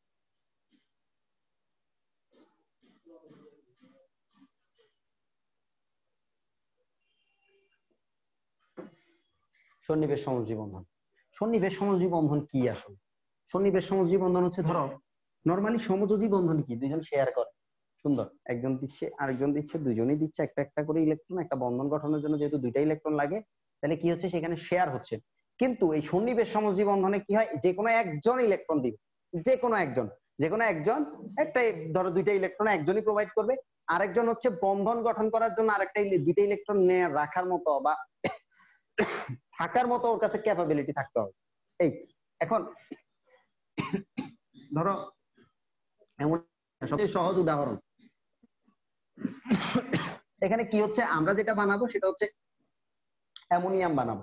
তাতে কি হবে, এই নাইট্রোজেনের মুক্ত জোড় আছে একটা, এইটা দিয়ে ও চায় যে প্রোটনের সাথে একটা বন্ধন ফর্ম করতে। এখন ও যখন বন্ধন ফর্ম করতে চায়, প্রোটনের তো এটা রিসিভ করার মতো ক্ষমতা থাকবে। প্রোটনে দেখলো যে না, তার আসলে কিছুই নাই, তো তার 2টা হইলে সেও স্যাটিসফাইড থাকে। দ্যাটস ওয়াই তারা কি করতেছে, দুজনই মিডলে থাকে, দুজনেরই মনে হয় যে ওর মনে হয় ওর কাছে একটা আছে, ওর মনে হয় ওর কাছে 2টা আছে। এই যে বন্ধনটা, যে কোনো একজন ইলেকট্রন প্রোভাইড করার যে বন্ধনটা, এটা হচ্ছে সন্নিবেশ সমযোজী বন্ধন। এবং আমাদেরকে একটা জিনিস মনে রাখতে হবে, এখানে এটা হলো দাতা আর ও হচ্ছে বইটা। ঠিক আছে, এখন এবার আসো জটিল যৌগ। আমি একটা সহজ হিসাব দিয়ে জটিল যৌগটা দেখাই দিচ্ছি, দেখো।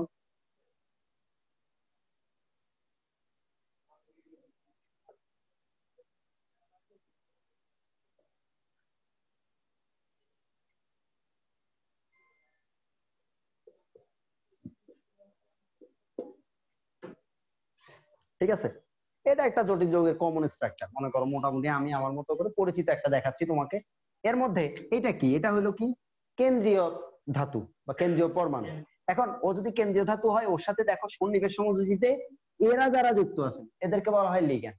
মনে রাখবা, একটা সন্নিবেশ সমযোজী বন্ধন মানে একটা দাঁত, এই যে একটা দাঁত, ওর একটা দাঁত, মানে ওদের সায়ানাইডের একটা করে দাঁত আছে, সন্নিবেশ সমযোজী বন্ধনে দাতা হিসাবে কাজ করতে পারে। এখন যারা এই কেন্দ্রীয় পরমাণুর সাথে সন্নিবেশ সমযোজী বন্ধন দ্বারা যুক্ত হয়, তাদের একটা নাম আছে, নাম কি? নাম হইলো লিগ্যান্ড। এখন খেয়াল করো, এটা লিগ্যান্ড। এটা যদি লিগ্যান্ড হয়, আমরা আরেকটা জিনিস শিখবো, সেটা হচ্ছে সন্নিবেশ সংখ্যা শিখবো এখান থেকে। সন্নিবেশ সংখ্যা, ভাই সন্নিবেশ সংখ্যা কি?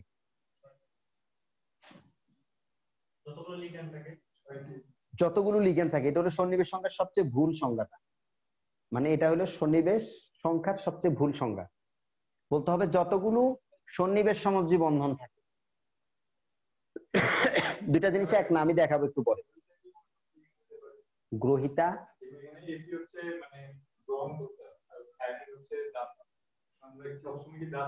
দাতাই সবসময় লিগ্যান্ড। দাতার যোগ্যতাই হচ্ছে সে দাতা হিসাবে সন্নিবেশ সমযোজী বন্ধন গঠন করবে। এখন দেখো, এখন তাইলে এটা আমি দেখাবো কেন তোমার সংজ্ঞাটা ভুল হয়েছে। এখানের জন্য সংজ্ঞাটা ঠিক আছে, কিন্তু আলটিমেটলি সংজ্ঞাটা ভুল।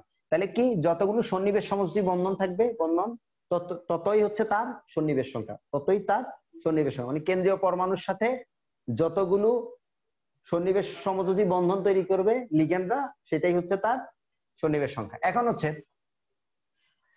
ধরো এটা বুঝলাম, জটিল যৌগের নামকরণ আমি আর দেখাইলাম না, দেখাইতে গেলে আমার ক্লাসটা একটু লেংথি হয়ে যাবে। জটিল যৌগের নামকরণ দরকার আছে, তোমরা নিজেরা একটু দেখো বইটা, যদি না বুঝো তাহলে নেক্সট লেকচারে এসে বইলো, আমি দেখাই দিব। ওকে, এখন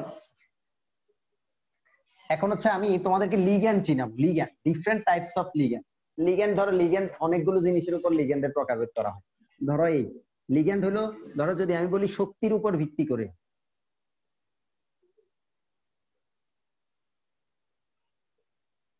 শক্তির উপর ভিত্তি করে লিগ্যান্ড হচ্ছে কয় প্রকার জানো? দুই প্রকার, একটা হলো শক্তিশালী লিগ্যান্ড, আর একটা হলো দুর্বল লিগ্যান্ড। ভাইয়া শক্তিশালী লিগ্যান্ড কারা একটু লিখি, হ্যাঁ, যারা চাপ দেয়। ভাইয়া কোথায় দেয় এটা পরে বোঝা যাবে, চাপ কোথায় এখানে কাজে লাগতেছে সেটা আমি একটু পরে বলতেছি। Cyanide, CO. হ্যাঁ, আরেকজন আছে, ওরে আমরা বলি ও হলো মধ্যম সক্রিয় লিগ্যান্ড। হ্যাঁ, কোবাল্টের সাথে অ্যামোনিয়া। অ্যামোনিয়া নরমালি দুর্বল, কিন্তু কোবাল্টের সাথে যখন থাকে তখন সে শক্তিশালী, মানে সবল হিসেবে কাজ করে। শুধু এই একটা ডিফারেন্ট কেস। আর দুর্বল লিগ্যান্ড কারা আছে? আচ্ছা, এখানে হলো তো এই দুইটা গেল, যারা দুর্বল লিগ্যান্ডের ক্ষেত্রে নো চাপাচাপি, কোনো চাপ নাই। ঠিক আছে, এখানে কে কে থাকতে পারে দেখো, OH মাইনাস NH3, তারপরে তোমার এদিকে H2O আছে। এরপরে দেখো, এখন এটা কোনো চাপ দিবে না। কোথায় কি হচ্ছে চাপের ব্যাপারটা আমি একটু পরে যখন আমি সংকলন করবো তখন বুঝতে পারবো। এই হলো দুই প্রকার, হলো শক্তির উপর ভিত্তি করে। এখন আরেকটা আছে দাঁতের উপর ভিত্তি করে। দাঁত,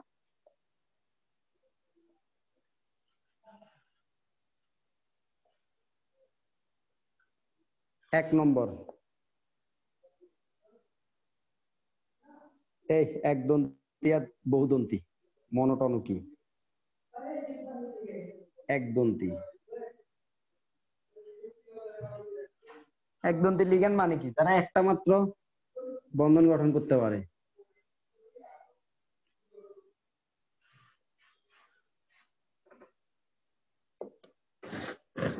বহুদন্তী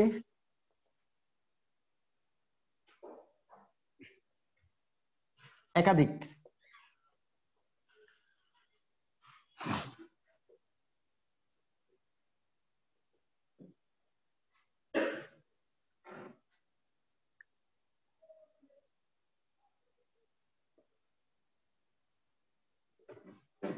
এটা কিন্তু দুই দন্তী, কারণ এই যে ও ও করতে পারে, ও করতে পারে, ও দুই দন্তী, এই মাথাও করতে পারে, এই মাথাও করতে পারে। ও হইলো তিন দন্তী, এই মাথা করতে পারে, এই মাথা করতে পারে, এই মাথা করতে পারে। বুঝিস কিন্তু।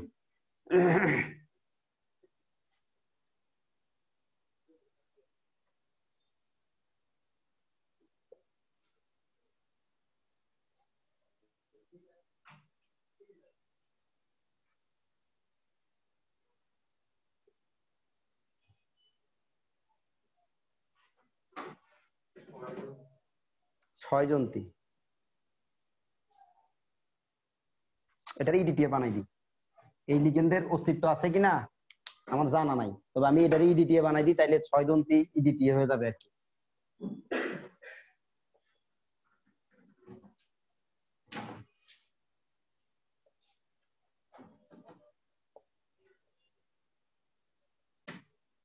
এটা ইডিটিএ, এটা সংকেত আসবে মনে কর, যে কোনো জায়গায় এটা সংকেত আসতে পারে। এটা ইউনিভার্সিটি টিচারদের কাছে এটা খুব পছন্দের।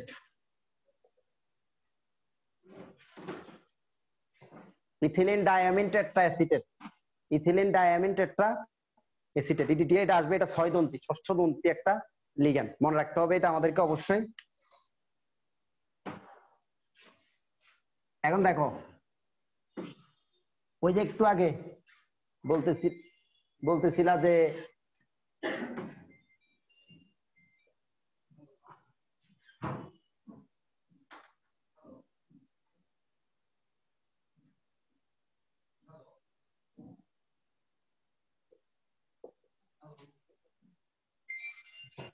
এইখানে সন্নিবেশ সংখ্যা কত? যদি বলো লিগ্যান্ডের সংখ্যা তাহলে 3টা, কিন্তু দাঁত চিন্তা করতে হবে তোমাকে। সন্নিবেশ সংখ্যা সংখ্যা ইকুয়াল হচ্ছে দাঁত সংখ্যা গুণ লিগ্যান্ড সংখ্যা। ক্লিয়ার ব্যাপারটা? একটু ক্লিয়ার কনসেপশন রাখতে হবে। দাঁত সংখ্যা কত, এর দাঁত কয়টা করে? 2টা, 3জন, তাহলে কত হবো? 6। বুঝেন কিন্তু, যদি বলেন যে এটা দেখে বসাই দেন যারা, তারা কিন্তু ধরা খাওয়ার সম্ভাবনা আছে। এটা অ্যাডমিশন টেস্ট, এটা এইচএসসি পরীক্ষা না। বুঝতে পারছেন? এভাবেই করবেন আর কি। দাঁত, এজন্য দাঁতের ব্যাপারটা আমি ক্লিয়ার করে দিলাম, যাতে দাঁত নিয়ে ঝামেলায় না পড়েন। বুঝতে পারছেন?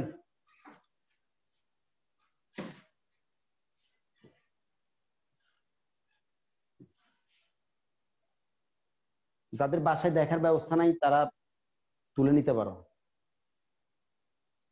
আর তুলে নিলেও সমস্যা নাই, দেখবা আর তুলবা, কিন্তু মাঝে মাঝে একটু কনসেন্ট্রেশন বেশি রাখতে হয়, তো এই জন্য অফ করাই দিই। এখন কি মুছবো নাকি তুলবা? আরেকটু তুলছিস তুলছিস?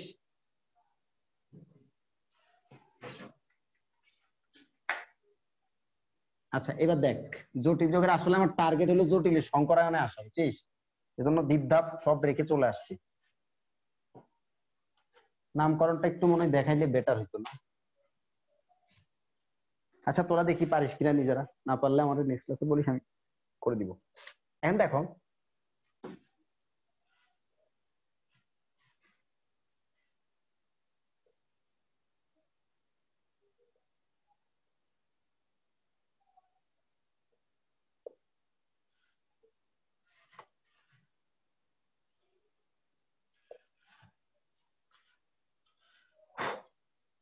এই নামকরণটাও পড়াই দিই, কারণ আমার সেম জিনিসই লিখতে হবে বেটা। নামকরণ হলো দুই ধরনের হয়।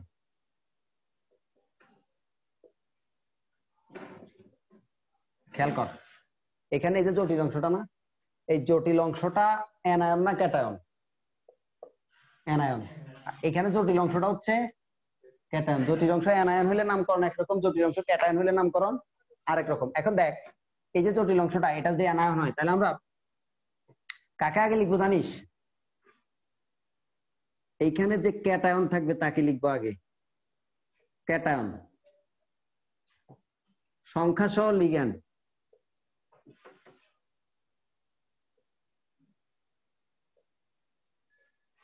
ঠিক আছে? তারপরে লিখবো হচ্ছে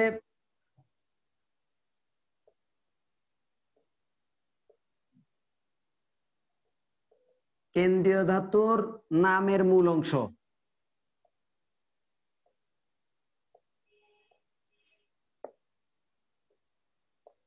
যোগেট। ঘটনাটা কি আসলে দেখো, ক্যাটায়নকে এখানে ক্যাটায়ন কিন্তু পটাশিয়াম, তাহলে কি লিখবো আমি? পটাশিয়াম। সংখ্যা সহ লিগ্যান্ড হেক্সা সায়ানো। সায়ানাইড থাকলে সেটা কি হয়ে যায়? সায়ানো হয়ে যায়, তাহলে কি হবে? হেক্সা সায়ানো। কেন্দ্রীয় ধাতু, কেন্দ্রীয় ধাতু কে? ফেরাম। তাহলে কি ফেরামের মূল অংশ কি? ফের। ফের নাকি? ফের মূল অংশ কিন্তু ফের। ফেরাম, ফেরিক, ফেরাস, ফেরিক, এরকম হয় না? আসিক, তার মেইন অংশটা হলো ফের। এর সাথে কি যুক্ত হবে? এট। ভাই এট কিচ্ছু না, এট হচ্ছে এখানে যে কেন্দ্রীয় যে অংশটা, মানে জটিল যে অংশটা, এটা অ্যানায়ন ছিল, এটা বোঝানোর জন্য এট। জাস্ট আলাদা করার কিচ্ছু না। তাহলে কি হবে? ফেরেট। আর ওর জারণ সংখ্যা, ফেরামের জারণ সংখ্যা কত রে? 2। বুঝছিস?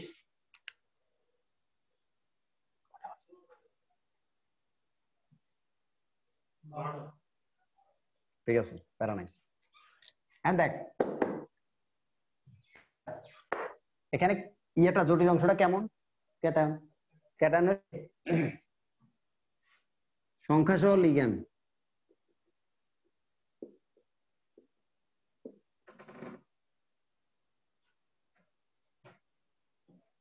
তারপরে হচ্ছে যোগ।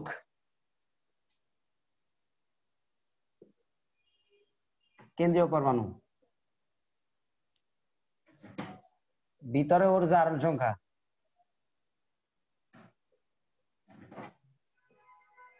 প্লাস হচ্ছে অ্যানায়ন।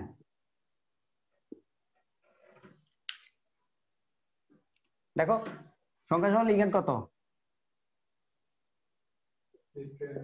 Tetra amine. মনে থাকি যে অ্যামোনিয়া থাকলে অ্যামিন, পানি থাকলে একুয়া, ওএইচ থাকলে হাইড্রোক্সো, ঠিক আছে? আচ্ছা, টেট্রা অ্যামিন। তারপর হলো কি? Copper, anion. কি রে ভাই? সালফেট। শেষ। এলো জটিল যৌগের নামকরণ, একদম সব করতে পারবি এটা দিয়ে।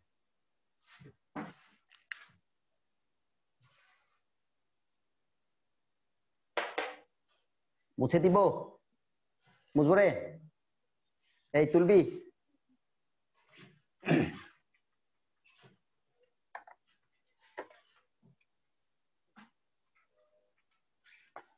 এবার খেয়াল করো, এবার হচ্ছে সংকরায়ন, জটিলের সংকরায়ন। এবার তুমি বুঝবে যে তোমার ডি আগে না কোনটা আগে হবে, ডি আগে না পরে।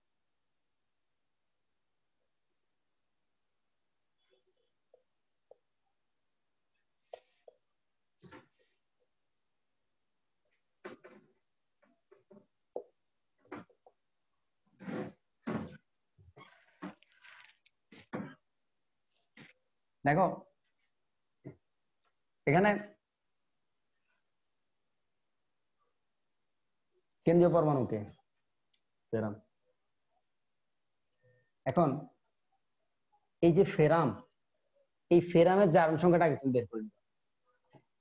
আগে আমি হচ্ছে ফেরামের ইলেকট্রন বিন্যাস কেমন হয় এটা, ওর জারণ সংখ্যা কত ভাইয়া? +2 হইলে 0 6, এটা কেমন হবে এটা নাকি?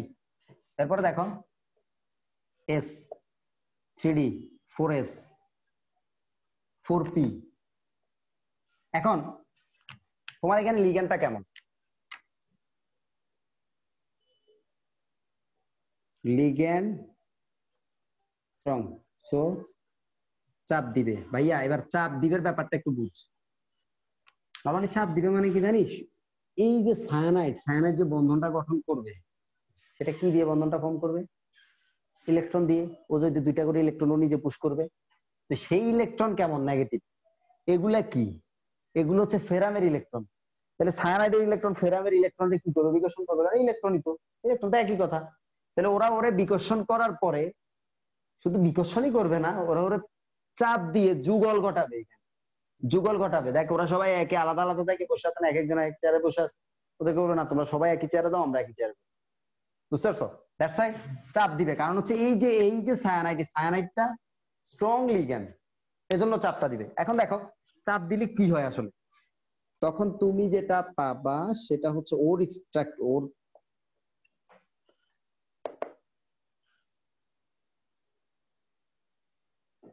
চাপ দিলে স্ট্রাকচারটা হয়ে যাবে এই যে দেখো 6টা জাস্ট 3টার ভিতরে ঢুকে যাবে। 6টা জাস্ট 3টার ভিতরে ঢুকবে।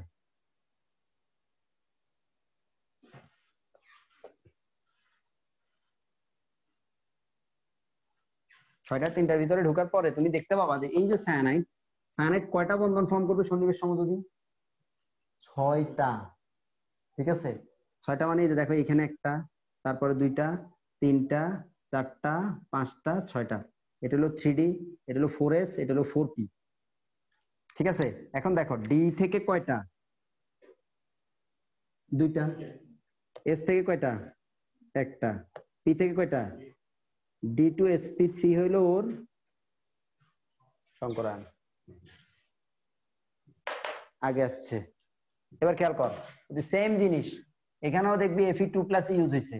তার মানে ওর যে স্ট্রাকচারটা হবে সেটা হলো এইটা 3D 4S 4P। বলো বলো। এখানে হচ্ছে যখন চাপ দিছে 6টা অরবিটাল খালি হয়ে গেছে, মানে এই কারণে ডিটেইলস হচ্ছে আমরা তো চতুর্থ পরে 4D, তারপর আবার 4Dও থাকে, 4F থাকে। আমরা ওগুলা কেন কাউন্ট করি? আব্বাও নিয়ম কি ভুলে গেছো? আচ্ছা, এখন মনে পড়ছে? ওকে, এখন দেখো এটা তো ওর ক্ষেত্রে যেটা হয়, এই লিগ্যান্ডটা উইক, সো নো চাপ আছে, চাপের কোনো ব্যাপার আছে নাই। তার মানে ও যেমনে আছে এমনে থাকবে। এসে আমাদের অ্যামোনিয়া খুব সুন্দর করে বসে যাবে এখানে। তো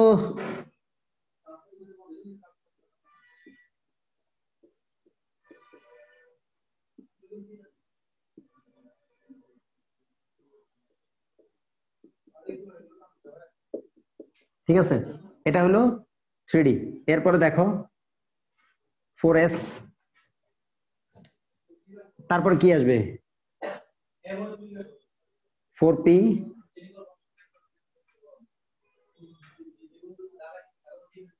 4p 4d।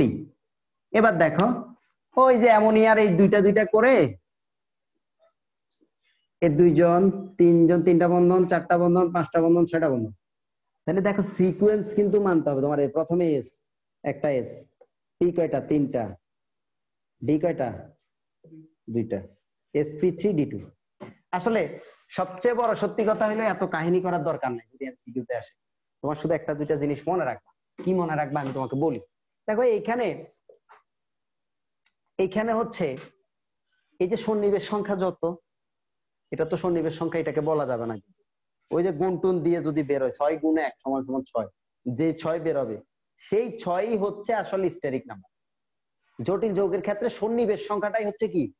Steric number. এই জিনিসটা মনে রাখতে হবে আমাদেরকে। জটিল যৌগের ক্ষেত্রে সন্নিবেশ সংখ্যাটাই হচ্ছে স্টেরিক নাম্বার। এখন দেখো স্টেরিক নাম্বার, ওর জন্য স্টেরিক নাম্বার আমাকে যখন 6 বলে দিল কেউ, এখন 6 বলার পরে আমার মাথায় দুইটা জিনিস আসবে। এটা হইতে পারে sp3d2 অথবা d2sp3।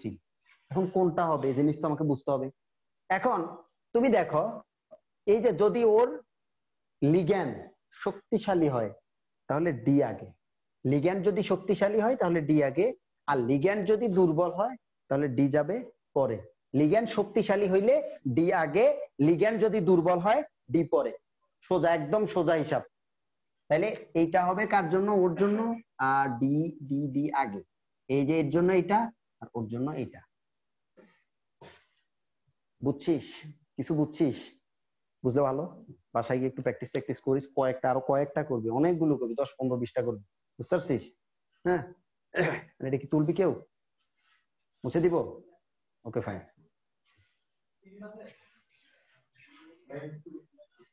বল। আমার অরবিটাল 6টা খালি হয়ে গেছে, তারপর আমার ডিপিএস এপাশে তো আমার এপাশে সেম টাইমিংটা হলো না। এখানে তো অরবিটাল যুগ্ম ঘটনাই, সিম্পল। কোনো চাপ দেয় নাই, চাপ দেওয়ার ক্ষমতা নাই অ্যাকচুয়ালি। চাপ দেয় নাই, দুর্বল আর স্ট্রং না কি হবে? তুমি শুধু মনে রাখবা দুইটা সোজা। একটা ব্যতিক্রম হবে কোবাল্টের সাথে অ্যামোনিয়া।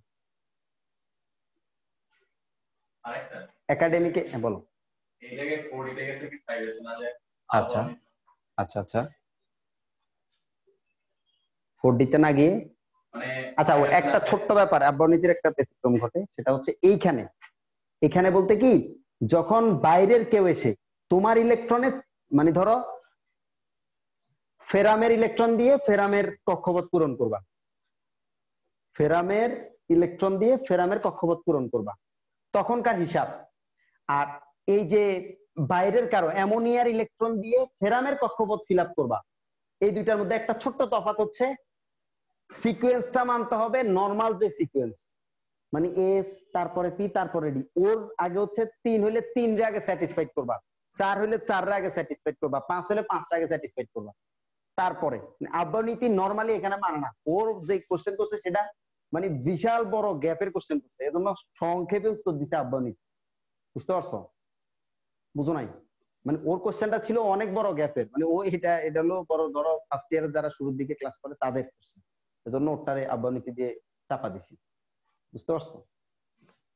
এবার বলো কি বলতেছিলা, কে জানো? আছে আর কোশ্চেন? তাহলে মুছে দিলাম। এবার আর একটা খুব সহজ একটা জিনিস, এটা মনে হয় না ইয়াতে একাডেমিকেও পড়ছিস তোরা, এখন একটু দেখাই দেয়, ওটা একটু ভিন্ন। ভিন্ন মানে হচ্ছে এইটা,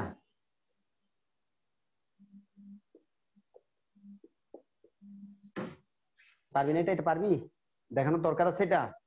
ইয়েস নো বল, কথা কয় না।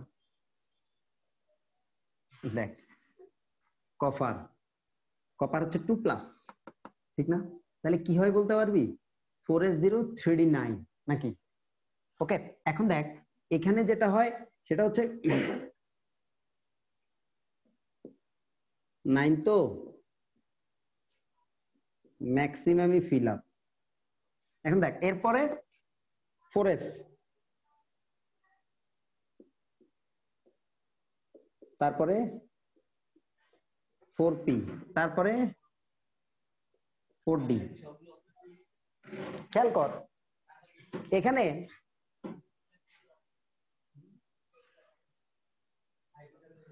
হওয়া উচিত কি, আমাদের এই যে ও হচ্ছে দুর্বল, তো কোনো চাপ নাই, কোনো চাপ নাই। মনে করো যদি ওর জন্য আমরা বের করি 2+, ইজি, এটা হওয়া উচিত নাকি? তার মানে ইয়েস হওয়া উচিত নাকি? আমরা নিয়মে তাই বলি, কিন্তু না, এটা হবে না, কারণ এটা প্র্যাকটিক্যালি এরকম দেখা যায়নি। মাইক্রোস্কোপ দিয়ে যেটা দেখা গেছে সেটা হচ্ছে সমতলীয় বর্গাকার, স্ট্রাকচারটা এরকম বর্গাকার আর কি। আমার এটা বর্গ হয় নাই, এখন মনে কিছুটা বর্গ হয়েছে আর কি, সমতলীয় বর্গাকার। হ্যাঁ হ্যাঁ, sp2d হবে। এখন দেখ কি হয়, এইটা এইখানে যাবে,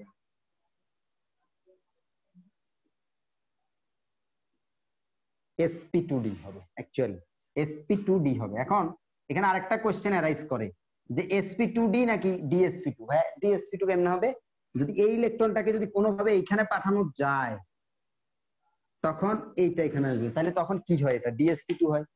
ওদের এখন কোশ্চেন হলো ভাই এটা সত্য না এটা সত্য? এটা সত্য।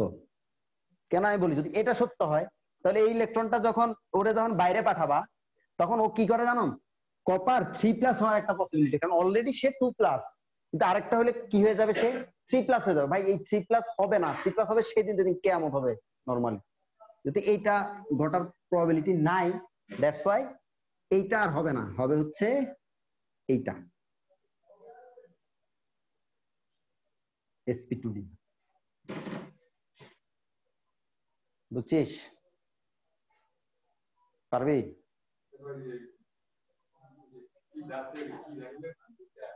লিগেন্ড মনে কর যেটা আসিল, যেটারে করছিলাম, হ্যাঁ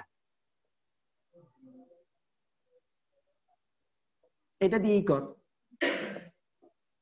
এটা হবে হচ্ছে তোর 2+।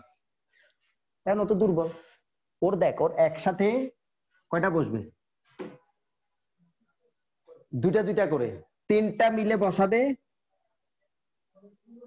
6টা, 3টা মিলে বসাবে কয়টা, 6টা। একই তো, মানে পার্থক্য তো আমি দেখি না কিছু, বুঝিস নাই? মানে আমি বুঝাইতে চাচ্ছি ওরা আগে এক জোড়া দিয়ে একটা বন্ধন ফর্ম করতো, এখন ওর একজনে এক জোড়া 2 জোড়া দিয়ে 2টা বন্ধন ফর্ম করবে, তাহলে 3 জনে 6টা বন্ধন ফর্ম করবে। জাস্ট এখানে 6টা বসাই দিবি, শেষ। পার্থক্য নাই, কোনো পার্থক্য নাই, জাস্ট তোর বুঝাতে কনসেপশনে পার্থক্য থাকতে পারে, বুঝছিস? ঠিক আছে, ওকে। এবার আমি তো চাইছি তোদেরকে এমওটি পড়াবো রে, কিন্তু এমওটি তো মনে হয় সম্ভব না। হ্যাঁ, তাহলে বন্ধনক্রম ওই ভার্সিটিতে যেমনি পড়াইছি অমনি পড়াইবি।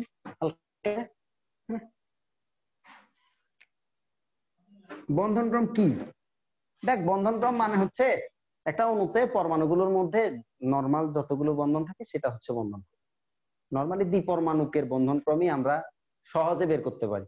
ত্রিপরমাণু পড়াইতে গেলে তোকে এমওটি জানতে হবে, ঠিক আছে? এখন খেয়াল কর, ধরো এই হাইড্রোজেনের বন্ধন কয়টা, হাইড্রোজেন এই এখানে কয়টা বন্ধন, একটা বন্ধন, তার মানে ওর বন্ধনক্রম হচ্ছে 1। সহজে মনে রাখ। অক্সিজেন যদি হয় তাহলে ওর বন্ধনক্রম কত জানিস, 2। নাইট্রোজেন হলে ওর বন্ধনক্রম কত, 3।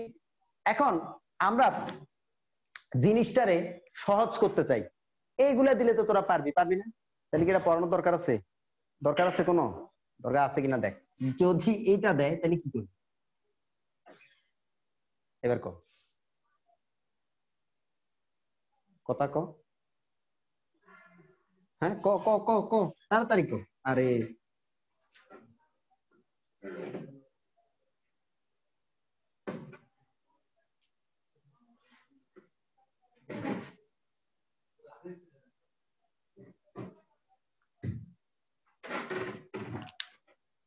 ওই পর্যন্ত দেখা যায়,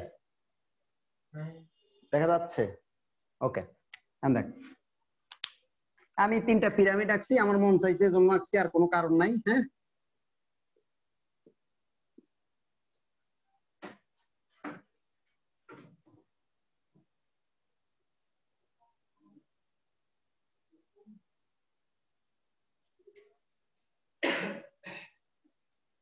ওকে, এবার দেখো কিছুই না, একটু বুঝ ব্যাপারটা, তাই দেখবি অনেক সহজ। আচ্ছা শুনো, এইখান থেকে এই ঘর, এই দাগ থেকে এই দাগে সবকিছুর মান মনে করো 0। আমরা একটা গেম খেলতেছি, খুব সুন্দর একটা গেম। দেখো তো এই গেমের দেখো এই এখান থেকে এক ঘর উপর উঠলে 0.5 করে বাড়ে, আবার এক ঘর নিচে নামলে 0.5 করে কমে। তাহলে দেখো এটা কি হবে, 1 হবে। এটা কি হবে 0.5। আচ্ছা এটা 0, এটা আবার কি হবে 0.5, এটা 1, এটা কি, এটা 1, এটা কি হবে 0.5, 1, 1.5, এটা কি হবে 2, এটা 2.5, এটা কি হবে 3, এটা কি হবে 2.5, এটা কি হবে কথা ক 2, এটা কি হবে 1.5, এটা কি হবে 1, এটা কি হবে 0.5। আচ্ছা আর এটা কি 0।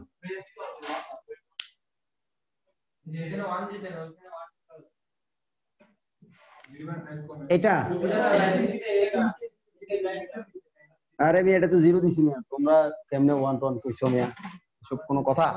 এখন খেয়াল করো, এখন কথাটা এরকম না, কথাটা হইলো এবার ধরো হাইড্রোজেনের বন্ধনক্রম বের করবো। এখান থেকে হাইড্রোজেনের সবগুলো ইলেকট্রন নিব। ভাই আমি একটা জিনিস বলি, প্যাঁচ লাগাই ফেলবা। আগে সংকরায়ন বের করার জন্য আমরা কি নিছি জানো, যোজ্যতা ইলেকট্রন নিছি। আর এখন যতগুলো ইলেকট্রন থাকবে সবগুলো ইলেকট্রন নিব, ঠিক আছে? তাহলে এখন এখানে সবগুলো ইলেকট্রন মানে কয়টা ইলেকট্রন, 2টা ইলেকট্রন। তাহলে 2 মানে কি, এই যে 1 2। ও আচ্ছা এখানে একটা নাম্বারিং করে ফেলি। হ্যাঁ তো ধরো নাম্বারিং করলে এটা হলো 1, এটা বাংলায় লিখবো তাহলে সহজ হবে 2 3 4 5 6 7, এটা 8, এটা 9, এটা 10, এটা 11, এটা 12, এটা 13, এটা 14, এটা কত 15, এটা হলো 16, এটা 17, এটা 18, এটা 19, এটা হলো 20। ঠিক আছে? এটা আসলে করতে করতে এই চারটা তোমার এমনি মুখস্থ হয়ে যাবে, কোথায় 0.5, কোথায় 1 আর কোথায় 2, এটা তুমি এমনিই পারবা। এখন দেখো H2 মানে এখানে ইলেকট্রন কয়টা ভাইয়া, 2টা ইলেকট্রন, 2টা হলে সেটার বন্ধনক্রম কত 1। তারপরে দেখো অক্সিজেন কত ভাইয়া বলো তো, 8 গুণ 2 16, 16 হইলে কত ভাইয়া বলো তো 2। আমার উপর বিশ্বাস হয়েছে? এখনো হয় নাই মনে হয়, দাঁড়াও নাইট্রোজেন দেই। নাইট্রোজেন কত 7 দ্বিগুণে 14, 14 হইলে ভাইয়া কি হবে বলো তো 3। বিশ্বাস হয়েছে? তার মানে এখন আমি যা কমো এটাই কি ঠিক কথা, আমি যা কমো এটাই কি ঠিক কথা। এখন দেখো আমি যদি বলি যে NO নাইট্রোজেন হলো 7 আর অক্সিজেন হলো 8 মানে 15, 15 হইলে কি জিনিস ভাইয়া বলেন তো 2.5। এবার ভাই তোর যা খুশি তা কর না ভাই, O2 প্লাস 16 থেকে 1 বাদ 15, 2.5। ঠিক আছে? ওকে, তাহলে আমাদের এই ক্লাস হচ্ছে এই পর্যন্তই, আর তেমন কিছু নাই। আর আমি হচ্ছি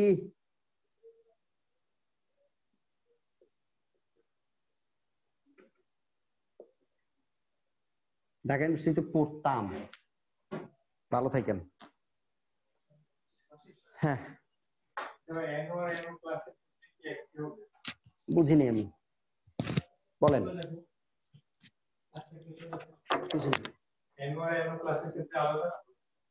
অবশ্যই আলাদা। NO যদি দাও তাহলে 15 আর NO প্লাস মানে 14, 14 মানে 3। ঠিক আছে? আর কোন কোশ্চেন, আর কোন কোশ্চেন আছে নাই? ঠিক আছে, ক্লাস শেষ তাই তো, বুঝছো ক্লাস শিক্ষা করো, শিক্ষা করো। কেমন ভাইয়া? শিটে দেখো তোমাদের অনেকগুলো সংখ্যা দেওয়া আছে প্রথম থেকে। আর যারা অনলাইনে ক্লাস করছো তোমাদের শিটটা আমরা কালকে পাঠিয়ে দিব তোমাদের।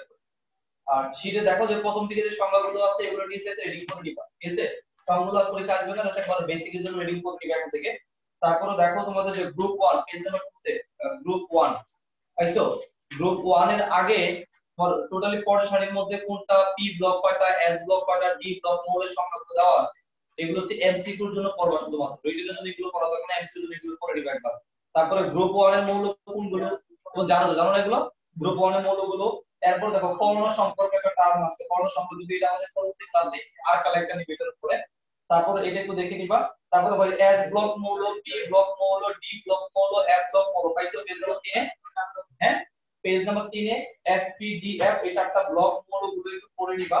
তারপরে দেখো যে আয়নীকরণ শক্তি পড়েছে আজকে, পড়াছে না আয়নীকরণ শক্তি ইলেকট্রন শক্তি তড়িৎ ঋণাত্মকতা ধাতব ধর্ম আয়নীকরণ ব্যাসার্ধ এখানে শর্টকাট ফর্মুলাটা দেওয়া আছে একটা বক্সের মধ্যে এটা একটু দেখে নিবা তারপরে যে বাম থেকে ডানে গেলে কি হয় উপর থেকে নিচে গেলে কি হয় এখানে শর্ট করে দেওয়া আছে ঠিক আছে এটুকু দেখবে এখান থেকে তারপরে তোমরা হচ্ছে পেজ নাম্বার চলে যাও হচ্ছে 5 নম্বরে দেখো যে দ্বিতীয় পর্যায়ের মৌলগুলোর আয়নীকরণ শক্তির মান দেওয়া আছে পাইছো তড়িৎ ঋণাত্মকতার মান দেওয়া আছে এই ডাটাগুলো মুখস্থ রাখবে এমসিকিউর জন্য এগুলো এমসিকিউর জন্য মনে রাখবে এখান থেকে তেমন ক্লিক করো না এখান থেকে তারপরে তোমরা চলে যাও হচ্ছে একেবারে বা মাঝখানে গুলো করানো হয় নাই পেজ নাম্বার 8 এ চলে যাও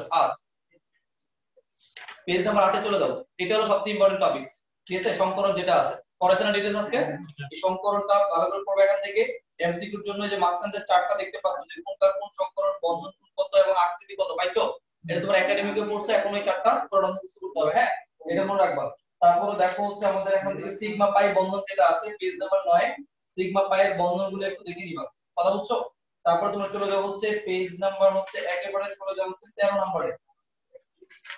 13 নম্বর পেজে যে একটা ইলেকট্রন বিন্যাসের মাধ্যমে মৌলের অবস্থান নির্ণয় এটা তোমাদের পরবর্তী ক্লাসে দেখাবে তারপর তোমরা আগে প্রশ্ন এগুলো যে একটা মৌলের ইলেকট্রন বিন্যাসের মাধ্যমে কিভাবে পরমাণুর অবস্থান নির্ণয় করে এটা দেখে নিবা বন্ধন ক্রম লাস্ট টপিকটা পড়াইলো ঠিক আছে লাস্ট যে টপিকে যেটা বন্ধন ক্রমে ছিল এটা পড়বা এবং দেখো রিটেনের জন্য এখানে অনেকগুলো প্রবলেম দেওয়া আছে এগুলো তোমরা একাডেমিক লেভেলে অনুধাবনমূলক যে প্রশ্নগুলো করছিলা ঠিক আছে এগুলো দেওয়া আছে এগুলো সলিউশন সব শীটের মধ্যে দেওয়া আছে সবই সলিউশন দেওয়া আছে তোমরা জাস্ট পড়বা পড়ে যদি কোনো প্রবলেম থাকে তাহলে হচ্ছে আমাদের সাথে আলোচনা করবে ঠিক আছে আর যারা অনলাইনে ক্লাস করতে তোমাদের শীটের পিডিএফটা আমরা আজকে দিয়ে দিব আর হচ্ছে প্রিন্টেড কপিটা তোমরা কালকে অথবা পরশুদিন তোমাদের হচ্ছে কোরিয়ার করে পাঠাবো আগামীকাল কিন্তু তোমাদের হচ্ছে বায়োলজি ক্লাস রুটিনটা নিয়ে দিও বায়োলজি ক্লাস হবে এবং বায়োলজি ক্লাসের আগে কিন্তু তোমাদের ক্লাস টেস্ট হবে আগে হ্যাঁ আজকে যে লেকচারটা হলো এই সমস্ত লেকচারের উপরে ক্লাস টেস্ট হবে ক্লাস টেস্ট হওয়ার পরে তোমার ক্লাস শুরু হবে 50 মার্কসের ক্লাস টেস্ট এখন এমসিকিউ ক্লাস টেস্ট শুধু এমসিকিউ ক্লাস টেস্ট সব এমসিকিউ তোমাদের স্পেশাল এক্সাম যেগুলো আছে ওগুলো রিটেন এবং এমসিকিউ একসাথে হবে ওটা তো রিটেন বেশি থাকে স্পেশাল এক্সামে কি ক্লাস হবে হ্যাঁ স্পেশাল এক্সামে না ওই আমরা স্পেশাল এক্সামে দিন তোমাদের শুধুমাত্র এক্সাম এগুলো হচ্ছে ধরো লম্বা এক্সাম হবে এমসিকিউ থাকবে রিটেন থাকবে সব বুঝছো তোমার হচ্ছে 100 মার্কসের হতে পারে এটা তোমাদের 2 ঘন্টার একটা এক্সাম হবে এখন আর তোমার যেগুলো ক্লাস টেস্ট এগুলো শুধুমাত্র 50 মার্কসের 30 মিনিট টাইম সো কালকে যারা অনলাইনে ক্লাস করতেছো প্রথমে তোমরা 10:30 থেকে 11টা পর্যন্ত তোমরা প্রথমে যে কাজটা করবে আগে এক্সামটা দিয়ে নিবা এক্সাম দেওয়ার পরে 11টায় তোমরা ক্লাসে জয়েন করবে আর ঠিক আছে ব্যাপারটা তোমাদের সেম আধা ঘন্টা পরীক্ষা হবে 50 মার্কসের দেন তোমাদের ক্লাস আগে হবে আগে তোমার 10:30 থেকে 11টা পর্যন্ত তোমাদের হচ্ছে এক্সাম হবে বুঝছো এরপরে তোমাদের হচ্ছে ক্লাস শুরু হবে বুঝছো তাহলে আজ এখানেই শেষ যদি কোনো সমস্যা থাকে তোমাদের ভাইয়েরা পাশে আছে সলভ করে দিতে পারবে এই যারা অনলাইনে ক্লাস করতে তোমার মাইক্রোফোন একটু অন করো মাইক্রোফোন অন করো সবাই ইমরান তোমরা সবাই মাইক্রোফোন অন করো কোনো সমস্যা আছে ক্লাসে না স্যার সমস্যা